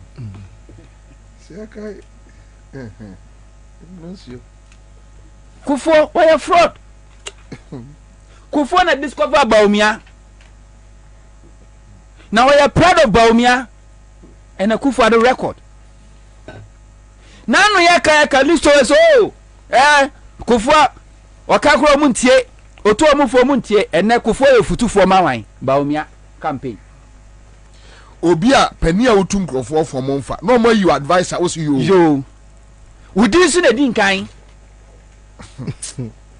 ofutufo din kan edema Baumia eye Kufo na me no nam na metufu kra na mfa enye no azem atweme ho so we are useless we are as useless as your advisor so we are fraudster the fraudster we are yeah we advisor a chief fraudster so we are incompetent your advisor no the chief incompetent personality on earth na make say Kufo or your fraud because Akufo-Addo Baumia omo your fraud omo your scammers no man nyina jo mafutuo e di free Kufo ho nti listo well ye ka Kufo asem a na akoye se minim se e ya pam na ne Kufo wo o pese wo defend the more wo try to defend Kufo no the more na wo de wankasa reputation etwi fom na no kwetena eye Baumia dwumadi ase e kan uzo omo ambushi no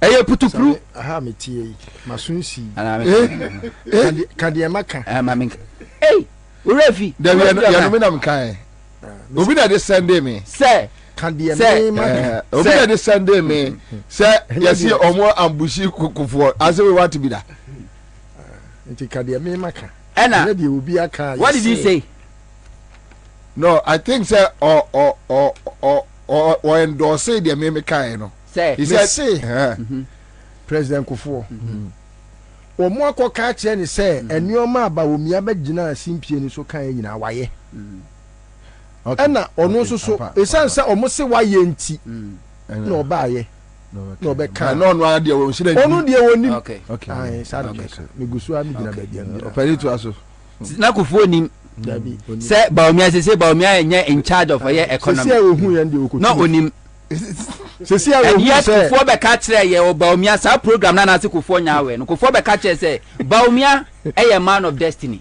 there be say ya ohun ye no dey say no ohun ye tell o dey tell say ya ohun say Baumia no wo ye criminal no afei wadani futufo okotulefo nana ade bako mni say ye free bibi brand association and me say mo mpanyufo am we titiru no awoye why you talk about brand association you associate yourself with you can't define that our effect to a marketer on your brand you know that you can't define that to because we cannot sit here and demand accountability we cannot sit here and bash people or medicine Ghana for yes. And when you get to Kufuor's turn, you want to whitewash Kufuor. The other can say Kufuor to omu for omu and to omu pahi. How?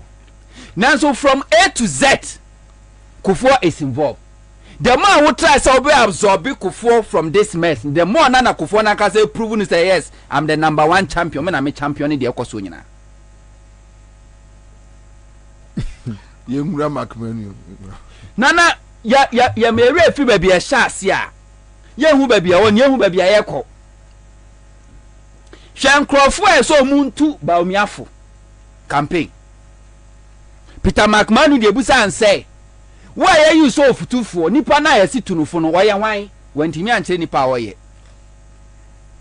that's sad very sad Kufuor de wa chese Baumia oye man of destiny wona Ghana shebre ekuta ne santi Kufuor de no woyi ne ho ano sana oti ase The man of destiny. Man of destiny. He is the future of Ghana. Man of destiny. He is the future. About Ghana future. Who is he talking about? The program not program now for Kwasienwa. Na Baumia vision was in the vision for who? What can say the vision for Tatali? One can say the vision for Ghana.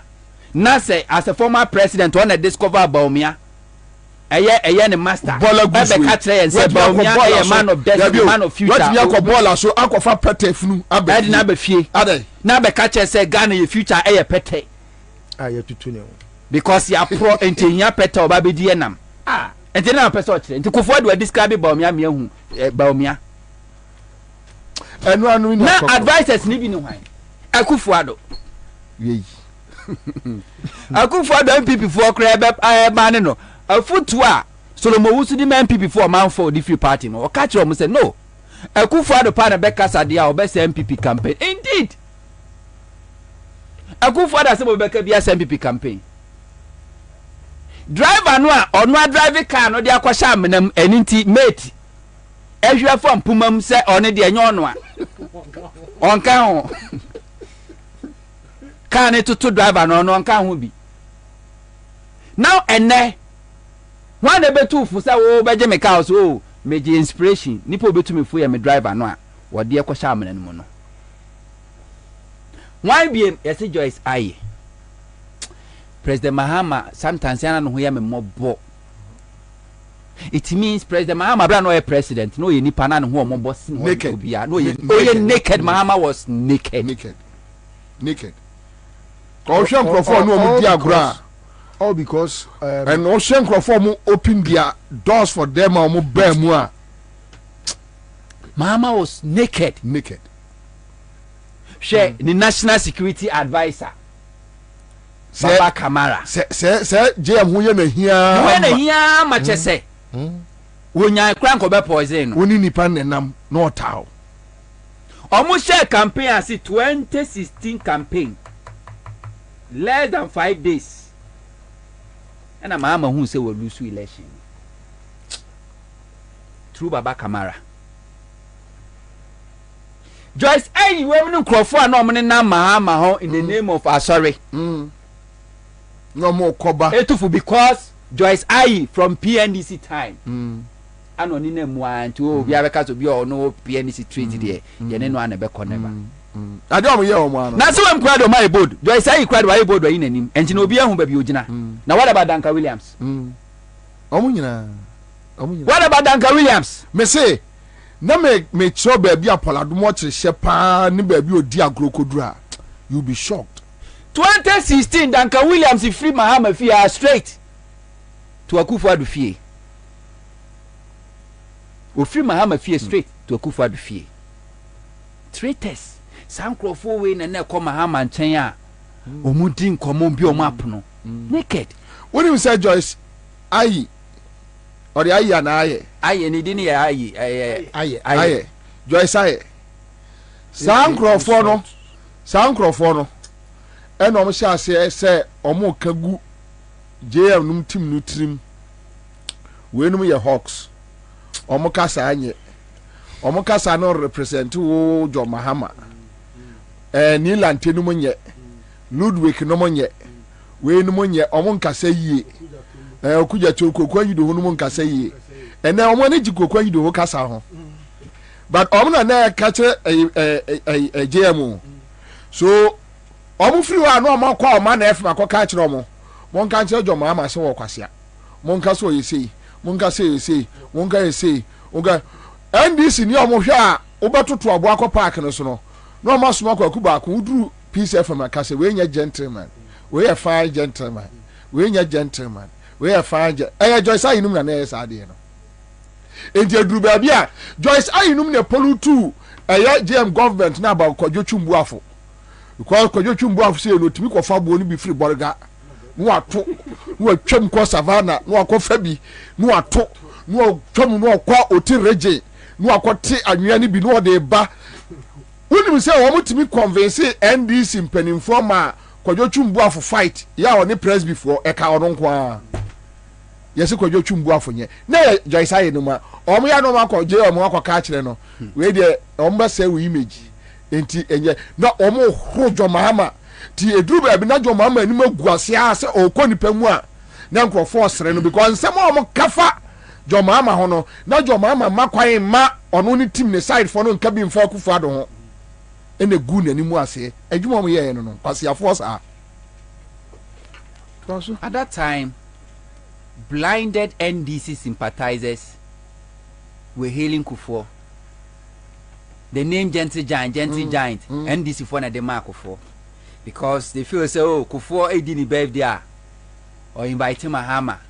Nebi Kura believe say NDC and say or more criticizing, ask critical questions about Kufuor's performance. Because and you know, who can say na Kufuor Crawford na to Obama yen. But I do campaign time na Kufuor don akasa kire baby a na chitafo nyina to aba emfamfa. We deceive Ghana for so long. Na mobo say a character like Bawumia representing a political party called MPP. Now they say amamre e dey apese ye na apese ni ho a ye dey kotoko ye na akotoko no na dey apese eneye. Ente na MPP say bi okotoko ni maka mpese. Dupona tutu na kat bofre. Bawumia ukofa Bawumia me se na no nsem o kan ye. Nyina ni o chese na dwuma wa ye nyina ye nyuma mahama ye. Dia so obeye nyina so ye nyuma mahama so obeye. Na ye fraud. But MPP is trying so hard to polish Bawumia again. On person ma Bawumia born again. Because omo Kufuor be born again. WikiLeaks for nsama omo kan ye. Omo a Kufuor nanfofo. Ensama omo ka for Kufuor ho. Nyina no MPP timi manage ya rebrandi Kufuor. Emma Kufuor be ye a born again person in the eyes of Ghanaian voters, and they trusted him. Now that January na MPP Asha say with Bawumia because the thing say Ghanaians we are fools. You busan say with Bawumia or say I feel no more for Makobisa Ghana for no. There na mo pe. Wan kasa how. I say there. Wasi omo kwa kotie de Ghana for pe. Aha. And to kwa kutia se Kobisa no baby o de kura wo mo ye no. No me dey. Se si ano. Afa no mo ba be steady de adwoma ma kan Ghana for budget so. What dey o mo be. That retail campaign are okay. Enti Mahama strategy. Mahama strategy. Listo wa church na dey we for years. The hon man no more. Enti uni mi o mo ba be. Mahama ka say ebia ade we me ba ye beto no 5 cities no mo na ba ye ba ye beto no 4.50 pesos me wa na 10 cities and I Kufuor Bawumia government o ade is omo ba be ya no Bawumia se okra wo se 5 Bawumia so be no 4.3 o ka say na say Bawumia eni na na do wa mamu no Bawumia so oni vishi ade omo be ya no kwase ade abodam so mu be di ya no. Are you done? Mimi. Oria. Na me born the top fan. Dem pese Ghana fo nyina yeti ase ne se. O mampeni Kufuor sha ase so oton Kufuor do amaye.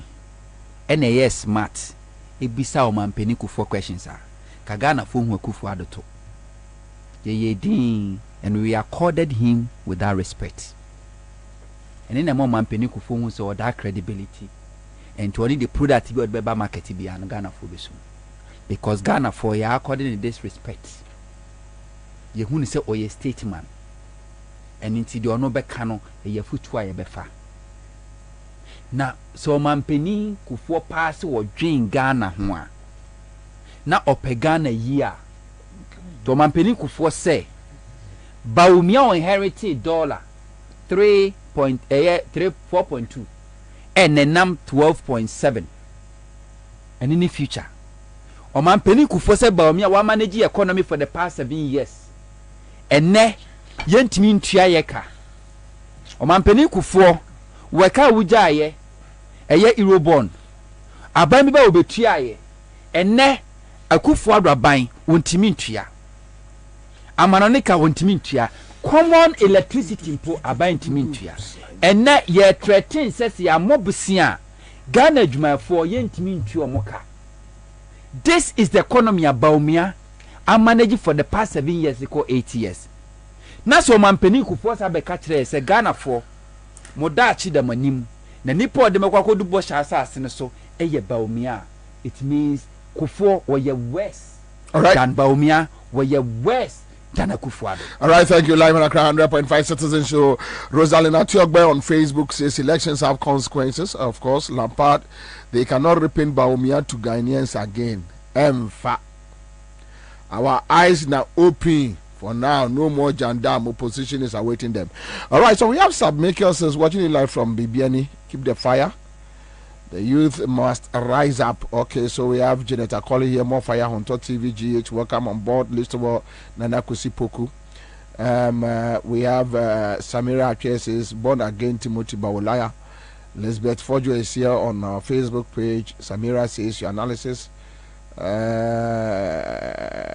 on Madam Joyce Aye is apt. John Gage says God is now punishing them all. All right, so Samira says I like your analysis on Joyce Aye. Eno Cho says KTB that's Kojochumbafo if you're nothing. Yeah, of course. It's so sad. It's so sad. Say NDC a man for omo be sorry no. Wa be sorry agina wona enso no. Omo free be the Hawks nem fain kosia. Omo wia and very interestingly no. Na Joyce Ayanum they were happy with Abronye Wuntumi ne timi kire say Jomama ma Lordina ko market oba na Jomama ni made elder. And we a firebrand where this mua. Omu hu as a traitor. Yes, Dabio omu hu as a destroyer o say Mahama omu campaign firebrand because omu akosua Gabi socks no share.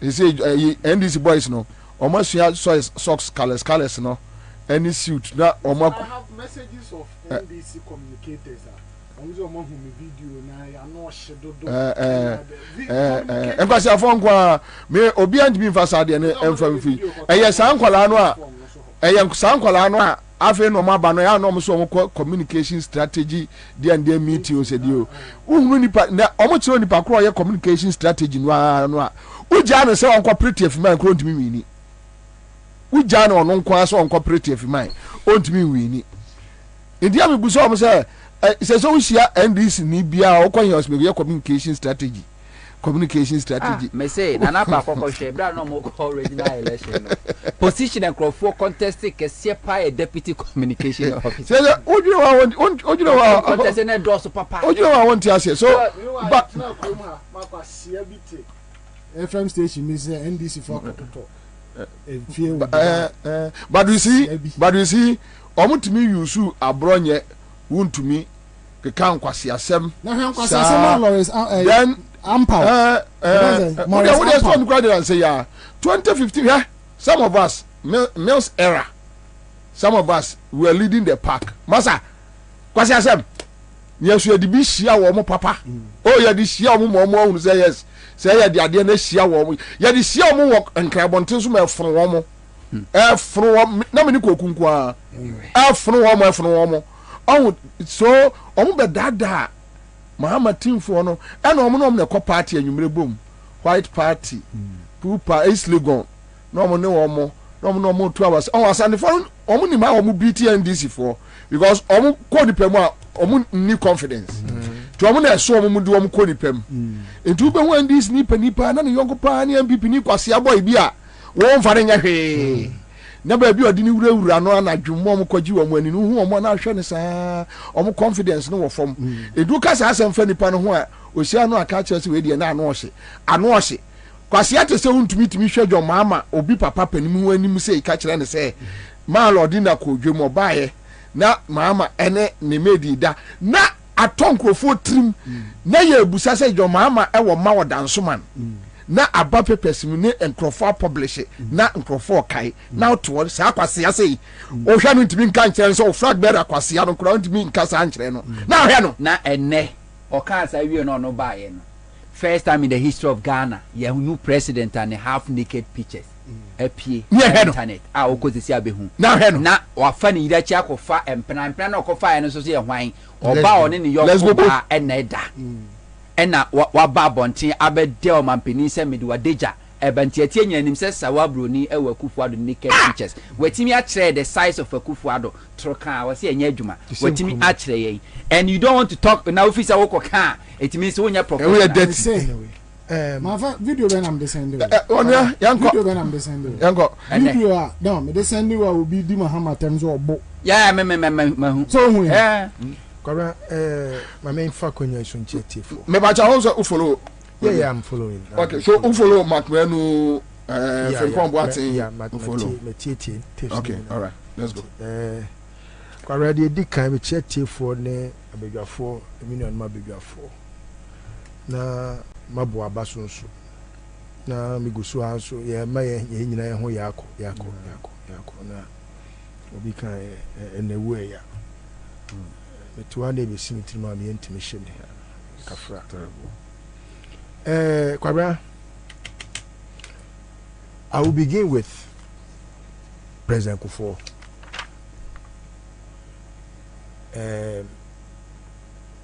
Medano chami no wetia mana to me ahonto se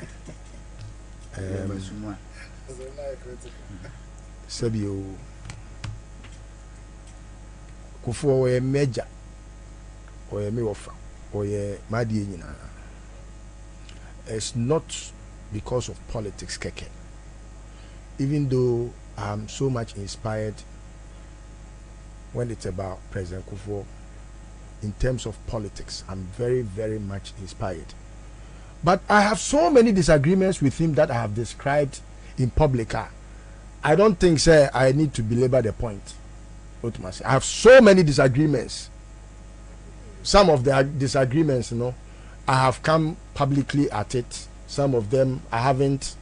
All because I think, Sebi, he has his rights, and it does not make President Kufuor, Sebi, the reason why Ghanaians must reason. After all, if it was anything to go by, said President Kufuor can, and I was a Ghana for DHR.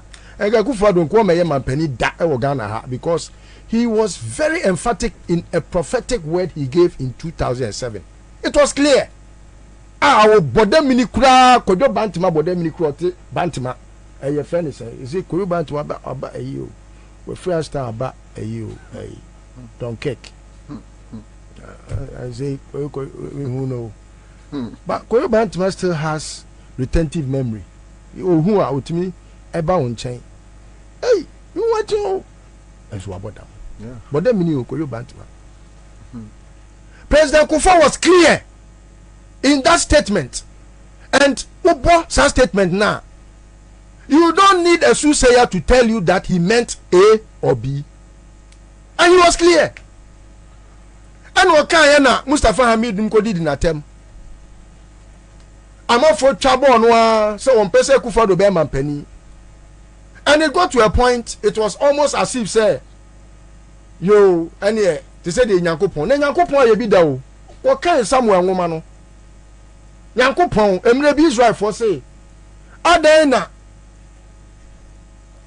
onu nyame ene ye omo hene. No omo ka che Nyankopon say ye mpe somewhere no. No omo refi say omo ne Nyankopon na enya. Nyankopon so mo pe hwan. O say ye person. Osimosi mo pe hwan o se ye peso osimosi mo pe hwan o se me peso no se Nyankopon say okay you if you want so I will give you so now what this so ma wo mo no afa kontiba na esu atwetwetra na ekoso afa mo nyina Israel for they say it is an eyesore what ma say Nyankopon na me ba me say me pacho let me flow so eya asodin no Nyankopon gi na hini efiri ni yo ma me nto aso de ma me nto aso. Now, baby, me no be adwin. about Enyoma. It was say Enka President Kufuor any question or spare the rod. Especially knowing say President Kufuor to Kufuor do fun offer. Ena Kufuor do amemuonia. And then the President Kufuor say go useless. Nanka you wouldn't get anything to describe of Kufuor. Meanwhile, Kufuor Sebi what's in a memoir what the upper Acadian in our father home. President Kufuor time. Why? Of a quadronum stores. No egu. President Kufuor time. No what you are not stores the loans say back the loan. If the economy was that bad, would banks follow people or chase after people to be wanting to give them loans? I am not saying he's a saint. Of course. He did his best. Even his worst. Akufo-Addo cannot even match President Kufuor's worst. So when you want to describe, say, Akufo-Addo ye pair, that's where I come in and tell you, say, we are better off setting Akufo-Addo aside from President Kufuor. Even when we want to make John Mahama the next president, we are better off. Nana, Oh, you see, please, when that's the rules. That's the rules. Very good. Don't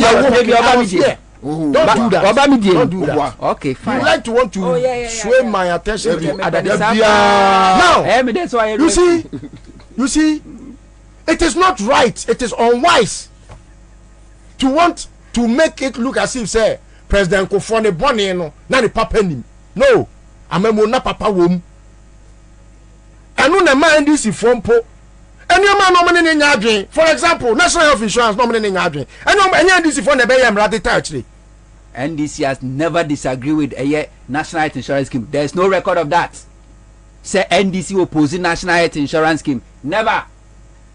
If it is true, prove. I will do that later.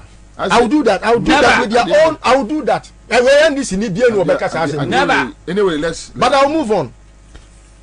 Even when it came to your friend is saying youth employment, Kwabena, but for because talk tax now, President Kufuor de buy, saying one case or the buy youth employment, and can this for were against talk tax. Maybe these are things that came at that time, have I not said so many times, countless times, say, my MPP need to go say National Health Insurance, your friend is saying, social intervention, insurance, and your role is that they car insurance by a social intervention. It is a Jimmy no makacho bia say we MPP communicator and could not baby in case or the health insurance by a social intervention. Wabra obi tia insurance and sound white me I enjoy. What is social intervention about it? President Kufuor, Eddie, your friend is a youth employment by even in the disagreements of the NDC with MPP policy, no. Omunedi mlabe te man National Youth Employment, What must I say? Now, so what it is that yes, what may be or coffee? Yeah, mo dear, may say any time be a me President Kufuor me bom mo assistant say me say me share nyansani. And I mean, work for those so me say me share ko Jimmy. Nyansani Jimmy say enti jai say odi nyansa atutu Jimmy ho no. Nyansa woni sinto. Kananim me obi ka ko President Kufuor ni ma am why? Say bi onya nipa. Onya Yakopon. Odi nsem huma bejam neka because abia na ho ye no. Egu onu ani hu fi. So what is your take now, on this? My take is that President Kufuor egu ni hu fi. Fair. Ewo wiase amama say nyina hu say wo President Kufuor say na bebu man a enka pipi nke any message bia ye de ba bonten say ye de ba na ka Kufuor do kofa message when wo de abegina bonten say mi munyina we so na mo nto aba ma me wo memo tantan ene omo de America ene omo ko President Kufuor ho dwantoa eno nyi dwantoa nti dwantoa hene no One near for 2 4 penny. I thought we so because you disagree with us, but I think you are fair. I will not disagree because it makes sense to want to reason on that path. But to want to say Akufo-Addo is the same as Kufuor, it's an insult. Kufuor Jimmy say. Now because Kufuor what Jimmy say. Kufuor what Jimmy say. Where brand ambassador? Kufuor Jimmy say. Where brand ambassador? It is a meme. Then dissociate from the brand. That is why you have to understand politics. Rollins Crampo, now this is for any general. Rollins. At a point, Rollins said, Ono Crampo no, and this is 4 year function, no bass here. The difference between Rollins and Kufuor. Meba who carry animal carry so him. Rollins, the same woman when you are Ghana. Say Professor Mills when Rollins did not attempt. No. That's a movie. And Rollins were when Rollins, if you say NDC for from Mokwanso. One of the Rollins now campaign against. Hold on. What to me to the for? Rollins what to me to the year. I think that our person. I think Abefi. Rollins what to me to the year. You are saying the same thing because Rollins. No, so you see. Hold on. I think it's wrong. I don't like to discuss them. No, let me finish. Every human being. Let me end on this point. Every human being has his flaw. And until now, in the last days of Rollins, I met him and I apologized that it is a pan MPP for D. Watem. Nese Akufo-Addo memuonia. He was in disagreement with me. Yes. We may but we the way no shame enka maybe obi abeti ase Rollins in his last days openly criticized the NDC, chastised them, rebuked them. Nana me about Rollins just me person setting me mama Rollins or a campaign yanko record let me finish. Can I finish? 2016 me person was a campaign meba I just want to know 2012 2016 yeah Rollins or a campaign 2012 2016 I mean everybody was there. Rollins on countless occasions. 2016 occur Cape Coast Stadium. He campaigned for NDC. No, one campaign. And it wasn't campaign. Me do no nye chiniti. Wo fa se de ohun say enye campaign na me fa party launch campaign ya invite no aba. No abi two party for. Enu nye campaign. Na Kufuor efutu for. Rollins one campaign ama. You see the 2016. You see who's the logic ya? Oba mi here ya. E ga dey with the logic. Setting yourself. Hey, you are not getting the point. You are not getting the point. Rollins going to Cape Coast no and chese or campaign. Kufuor campaign manager na your advisor. Yenia 2016 Kufuor no campaign for Kufuor. Yes, taking one at a time. Yes, so simple. The same thing that the issue with Rollins say now Rollins John Mahama ne NDC for him no. Now Rollins was happy with Akufo-Addo. He was in bed and it was so sad. And taking how can gifts. You compare Akufo-Addo ne Bawumia? Any near man no more young opposition. Any de omo ba abemu first year and kwasi ade anu omudi no. John Mahama ne NDC omo nya bi da. But for whatever reason, say John Mahama Rollins nya John Mahama ne NDC a ade obeye wo omo no. E ho na problem no. So then you see say ade no as a abafra. Ana Kufuor no nso da ono no enkasa no a ono de onka ni party asem no. Ono nso adane eye fufulafu. Left bar osa, right bar osa. Enkwa na da yeko enchiri ni mu a ope, enchiri wo mu a wope, emeko wo mu a de pa was me di bi ni mu tin so na me su. Sana Kufuor tie. So Kufuor will not talk about the party in the open. Now so bonia e kwa so no kwa kan was be nka ho. Won ka ho sai e de na kire sa won ka ho o ka ho ye o mu kosia wo be ka chem se Bawumia eye future na wo ye nipa boni nipa so otimi be ka sa asem na kire me Ghana ni e kwaya kwa we di e fa so e wo kroma. So I mean those two personalities no bia won ni symptom parties no bia won ni symptom. The point they say the list to a kind no can you pardon him when he is wrong. List to a buy and one make us Kufuor the oye and why any even why not? And now they say so he's on the same path with the same path. No, you see. Anyway. No, I don't want to ever. And you're the same part. Be with you on the same wavelength too. And yes, I can tea and see me console. And then we tea and see me console. So let's drink. Now, you see, more to the point is where I think, say, if sebi preduasa, say amemwoni ya papa aso Ghana fo ani a kabaomia ohia futufuo mi hu campaign your friend is saying team ayatia ya the advisors edia betu just say majimi mi futufuo ni mi hu bi da eti I think say on that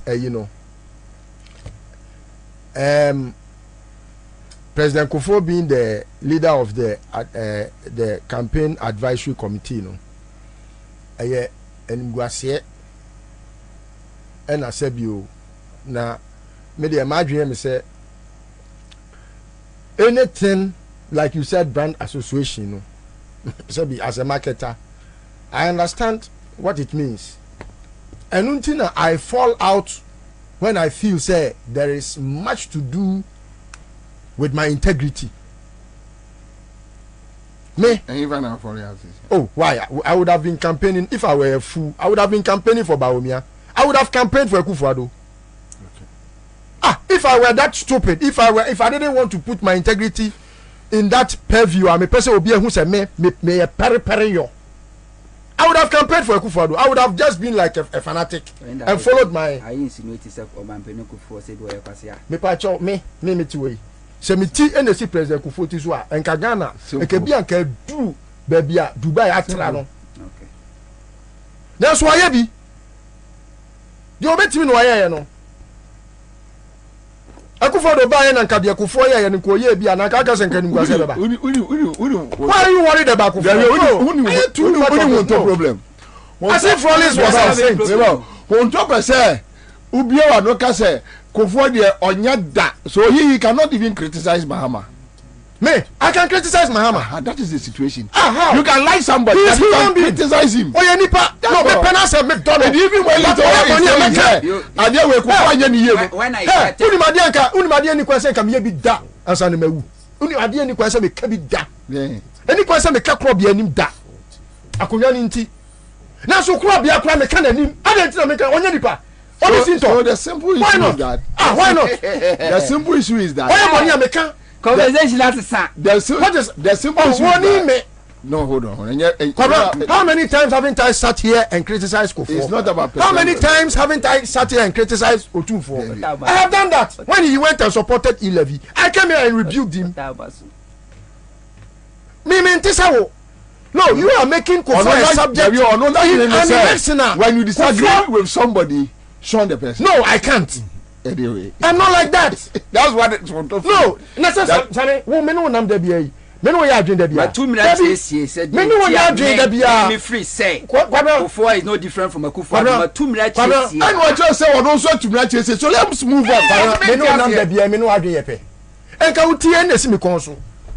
Yakobo bo uti odi enkom. We say na bedwire. We say na bedwire. You move on about it. You buy say nka ka say we are na nke nyina sorry because ya dream baako. National interest. National interest na President Kufuor kan one statement ni mu no. Say. I know there one thing. Can we move on? Anyway, so in respect of McMenu, you see, they think they can rig the election because they always prepare people that can rig the election in their favor. But you see, before McMenu thought, we had thought. Akwana no mo boni say no, Akwana no mo boni say na na koto National Communication Authority no. Anoche no. Was campaigning Jimmy no. Kwabena, he will meet his match. Me say, upe kra Kwabena, upa man this in election no. Na the entity say ba Umia win election no Ghana. There will be something that they will never like in this country. They will never like. Look, he will never have Ghana to rule. He can never be our president. And look, after 3 days, upa yan ko election. But Mahama Kranka say me ko election ni biem. Na yan ko to aba. Na say these are things that will happen because obi anya kwasia biam da e wo Ghana ha bio san kwasia sem ni nyina ends with the Akufo-Addo a wo koyi ebi si bio and mani nye obi say Yakofa Kofo and I say yes I know he's somebody okasa ebi ni mutie nipa dodo obi tie and until they are trying to do a troubleshooting mechanism a year. It's a stratagem like Makati kind. Say, ye nume guasi. Inti yanko penny pa okasa ebema and munyam kakra by ye. Akufo-Addo did a similar thing. It got to a point so oko baby na say ala ni okra onko. Because then nume guasi to a point say so one fa Alan Kra ni campaign anymore. A man for crown to Abama no. It happened in 2016. Afene was say yes was say ni suban. Afene ne shirt a na ma wa peja ne kon wo kwa fa o shirt ne kon no to ho. Wo de to atare no linen no se so che wa kon no mutwitwa ne nsa ne so. Na afe ye ho obi a ase afe de wo nya ragamuffin. Na afe shase bonyame din. Afe was say the battle is the Lord. They are going to look. This is what advice you have to proffer to the NDC. Sir, ofuri Akufo-Addo kroma ton na mawa na ba omia. Omia timia ton Akufo-Addo amagana fo ato. Ente wo se wutu NDC for say momnantie mu nya anya ha. Because so etimia ton Akufo-Addo amawa ma Ghana ni etimia kwa gojina wa to aba ma Akufo-Addo a. E kire to ba omia mawa. Enu de odi ama ojefe na NDC for so nya den omonyire omo na sa odi begina no na esi enka na Akufo na Macmenu na we ne upper list na ya bobo no. Look into the list and see say who in the list. And as NDC for say omu know themselves and put their house together and match them boot for booter. Sebi omo a pedigree enu President Akufo. They can do a proper campaign and let the Ghanaian understand why you should not vote for Bawumia and why you should rather vote for John Mahama. And the Ghanaian can just go to the polls without records to say President Akufo can say ana waka say ana say waka say. Ono abeti na President Akufo kwa ma ye mantra ba kwa ye de kwa batwa. Hwe wase tire na to abapa ya asem ketwa. Hwe wase tire na to abapa e ya asem ketwa. Anu ntino obi aba mo hu se wa feli anu akọ ne party mu wo hwe mpanifo a omo animonyam na se bi on betimi aba bo omo ama omo di nkunim NDC for so dey na omo ye. This is the question a menim say yetimi answer question we na se NDC for timi hu omo hu say ya be ye say ya magana for nti yen konko kan asem yen kodwaso ni yen kan asem kire de ye wo na yen hwe anyway ensuo nie ensanie dey na mu odura anu ni asem ebe magana ni kwoto aba onkoto aba no ene hawa ebe ma hu sunsuanso aba be ma ono nsoso ni koma bu eti no baby aye duro no he list no ma hwe Kwabena to hwe o de hwe research ho hwe legal directorate ehwa ahwan there's none owo mu a NDC for any better somebody hwe communication na hwe obi a hwe communication ho na ewe kra adumaku befi no obedu suru okra bona efifireti ache no no efo obi ayi isre no na mum obre wedi animu kra no nya de ketwa enya de wa asem na adumaku befi be kan nyansa wo mu asem ben ena sabi ai akwai kra friend sen adi kra we ayi Dambotwe asem na okoka on na say in charge of campaign chairman and strategist Dambotwe oka say BBC time no before computer no and ye kwa oka say and why na akula ben youth ben na Dambotwe message ben on the command no local government no dey why what through kan no again there be what is their record it no me who say we are dead on arrival. It doesn't matter who is on top of the list. say ye President Kufuor is dead on arrival.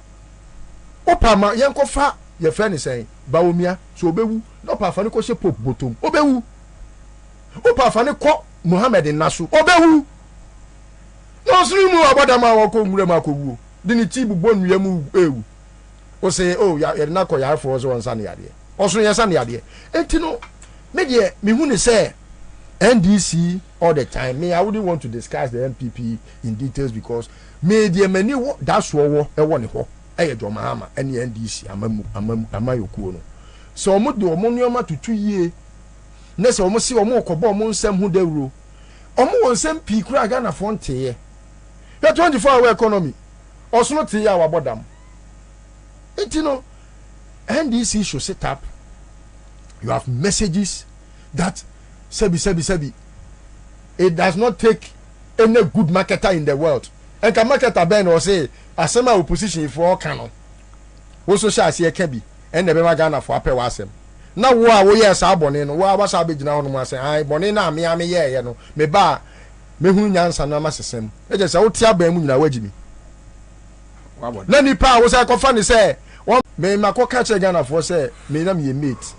Ba wo wa me mu ne nkoye enti mo mfa nhyeme den so no wo na aye me futufo obi a wo wusi wutu ne fo a wonfa ono wutu fo a wo befa enti no let's channel it properly any day bia me I don't have a problem. I was trying to let my brother stop the Kufuor thing because it won't favor to be a ma and I mean so me imagine how me can Rollins asem because Kufuor has been worse. How many times haven't I said that?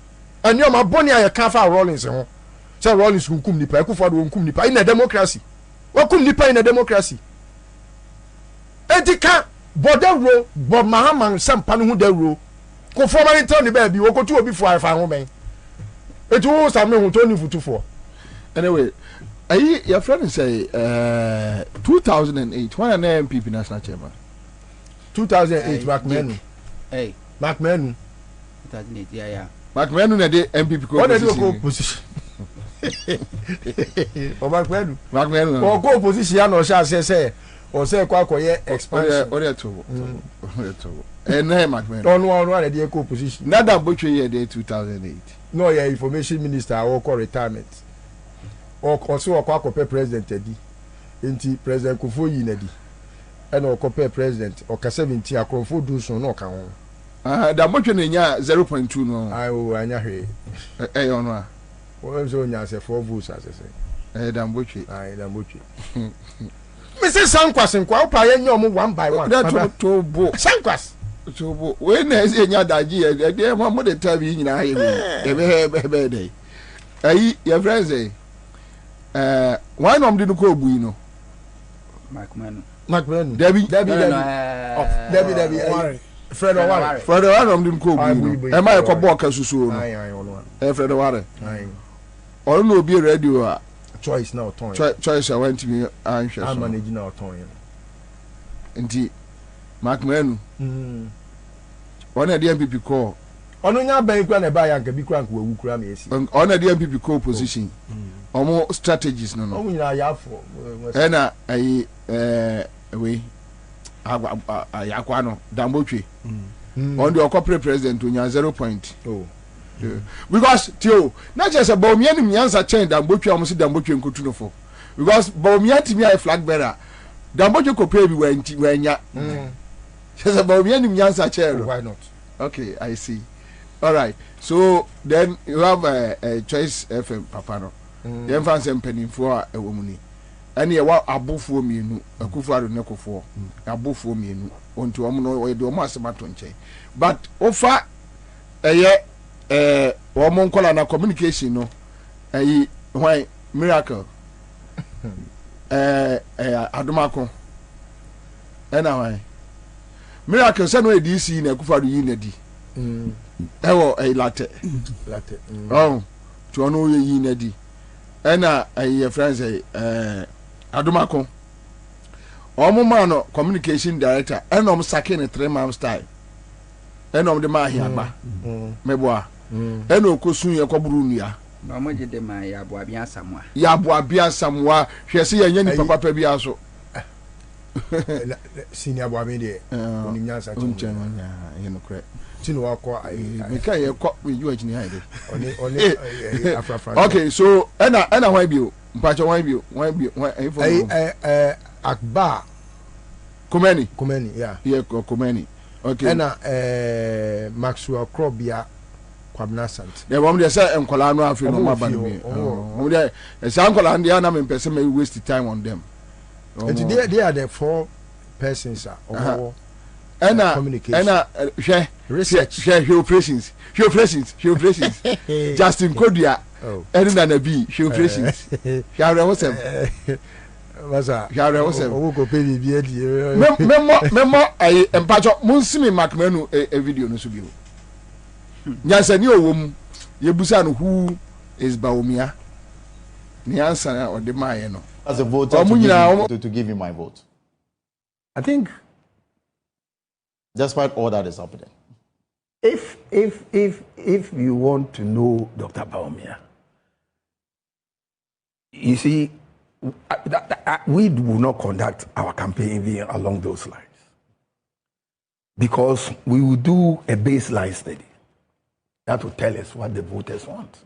You don't know yet? Oh, you want me to come and sit here and pour my heart out? We are talking. No, the campaign team is yet to be inaugurated. Why should I preempt?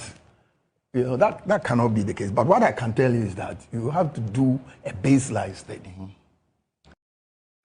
So it's the best form of campaign you can ever get. Retail campaign. And how are you going about this? The retail? This retail campaign, when is it starting? How are you going about it? We have just introduced our campaign. Our campaign, yours. The team will be launched and it will be drilled down to the polling station and then from the polling station to the door to door. Tell me about Dr. Bobie. I should tell you about it. Oh, he's the vice president of the country and the presidential candidate of the party. Convince me as a voter to give him my vote. I think, despite all that is happening, if you want to know Dr. Baumia, you see, we will not conduct our campaign along those lines because we will do a baseline study that will tell us what the voters want. You don't know yet? Oh, you want me to come and sit here and pour my heart out? We are talking. No, the campaign team is yet to be inaugurated. Why should I preempt? You know, that cannot be the case. But what I can tell you is that you have to do a baseline study. So it's the best form of campaign you can ever get. Retail campaign. And how are you going about this? The retail? This retail campaign, when is it starting? How are you going about it? We have just introduced our campaign. Our campaign, yours. The team will be launched and it will be drilled down to the polling station and then from the polling station to the door to door. Tell me about Dr. Bobie. I should tell you about it. Oh, he's the vice president of the country. Much yet you for. Na mama, me chen mama too. Na senior ha. Senior ha. Ayazi. Obi attest me say me chen me too. It be two channel. Two channel. Commander. Yewura McMenu, say watena MPP amanyoko ni mu ache. Na said dey na wo bobo nsem ni bi so no. Se McMenu kura ntimi anka ba omi aho asem a me kwaku edu jamfidie. E dey asem na wo ba omi aho a metimi aka. Ne wo ba omi aho a metimi aka ene se eni na otwe mienu. E na ode beto Ghana fo anim se Ghana fo ma na kwanya no obedi o man so a wo de asoafo aduonu 50 ene be ye adwuma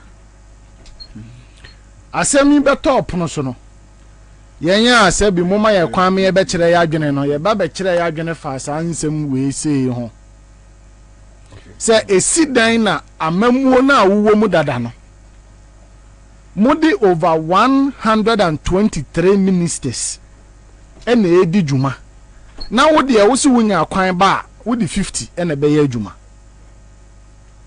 Na nipa trufu obiara no wo ma ne bere e bere na be expose sa nipa no na ba wo mi amfa ne campaign team e metu dwa e nipa poli 42 e nipa 42 na ye officially nkofo a wayi wo mo say campaign oni wo mo koye campaign just for 10 months 10 months na minya akwan na me begina na meka kire hu se ba omi agimi fo ti se ya e bedi o man no so a na NDC ni bia test me se eye nyabotre motena se ma MPP fo ehuro John Mahama gu nanimu ase wo kurom ha e ma no ho ye tantan to abati anu wie no obetu ya bobo Nana for list no. 42 and Dr. Bawumia ni tiko no na esiso no 42 campaign just for 10 months yakoto about 10 months no omu 42 oh nana kan e bia na me ma ase na nkoyi mon kan ma me I stand to be corrected enipa 42 meba hwe ba me na John Mahama ka se word ba or the nipa 60 39 good so na ba omi anaka ho onga ho no onga campaign on a lead campaigner I think say 40 he's a lead campaigner mon kan ni ye mami no 40 7 advisors plus 2 your friends campaign operations 9 3 campaign chair money strategist. Now 12. Plus 4 campaign management. 16. Plus 9 election affairs. 25. But Peter Menu sa ba obiem. Peter Menu sa ba obiem. But 40. In all 40. Ba omi aka ho. And a senior campaign aides and a 9. And campaign coordinators a 4. And spokespersons. I'll give you a Boakusa, I want to say SIBM. To me sign okay. The 2 SIBM. Okay. But in actually no me 40. But I think I count them repeatedly. Into me 42. 40. And why then? Why appointed just for 10 months to general elections? Na say nipa we ye nipa ye gini di say ye de oman Ghana hye ne nsa ampa obetimi di nipa 50 rules our oman we.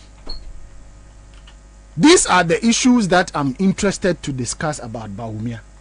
The level of inconsistency and the name trolling a coffee sema was free akufuado ho every now and then biano was you free your founding no founding that's onwara onuzo can be. I don't want to discuss President Kufuor Kwabena wona mi no ko producer now producer ko bodama na about them on the discover no commander who him the reason why me person me go into that conversation this say what this I agree with you Hondo who him the reason why I don't want to go into that conversation there is a lie in as much as President Kufuor is respected to be whatever I don't think his presence will make any impact in these elections. Me say, in as much as President Kufuor is respected, that's what I'm saying. I don't think he will make any significant impact in the 2024 elections. It whether you the no quiet chairman of Diabe, no one can say Muno Papa no I am. It's not always about his impact. It's also about say. he's supposed to be a statesman. And we don't care at any point. Send this never was no be Ghana near fine. Impose a kufu na why Ghana near. Why don't you want it? But we don't want a situation whereby we are paying somebody and this same person is proposing somebody or no idea coordinating himself. Me say. Not paying Rollins as a what I'm saying is that because all of them with their level of advisory in 2024. What I say? I'm not bothered. So what I'm very much concerned about. Baumia Nintro. So the 50 ministers ebetimia Rugana. Abrekura 10 months to elections. The campaign team 40. I cut 10. No you ministers in area.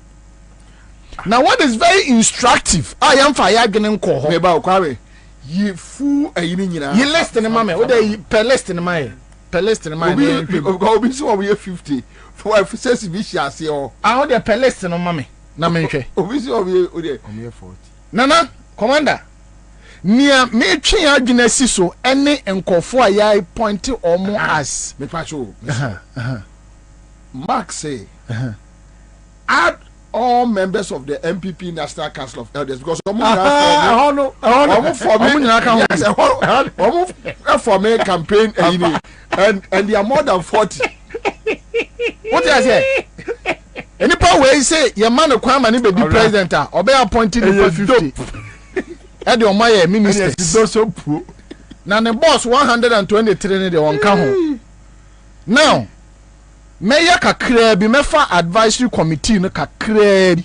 President Kufuor I don't want to discuss him may not in change because on the omode ne yankatani mu keke. Honorable Frederick Blay ni dine dia so so me mo say was more say wan me was my son wala papa wey free so of God or bad Ghana politics. He has never made sense in his entire political life. On Ansah Sembia da Fred Blay ne kasa kuranye the way he talks cry doesn't make sense. It is okofa Fred Blay so metufo Ansah Sempa ben na Fred Blay no so a lawyer case ben wa winu court da Wemo. I shall want lawyer. Madam Joyce Aye. One no starting a glow. President Miss time. No more starting a glow. So more Bompire Magana. Yes, I. No.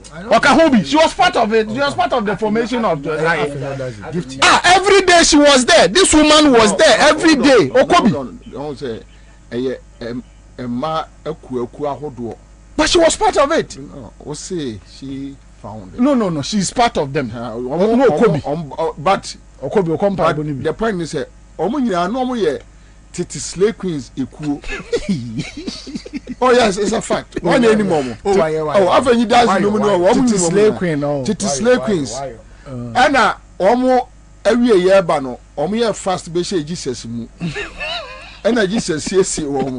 Into ya o show mo dress no bibia omo the training eslo wusu ene gift yanti no okay and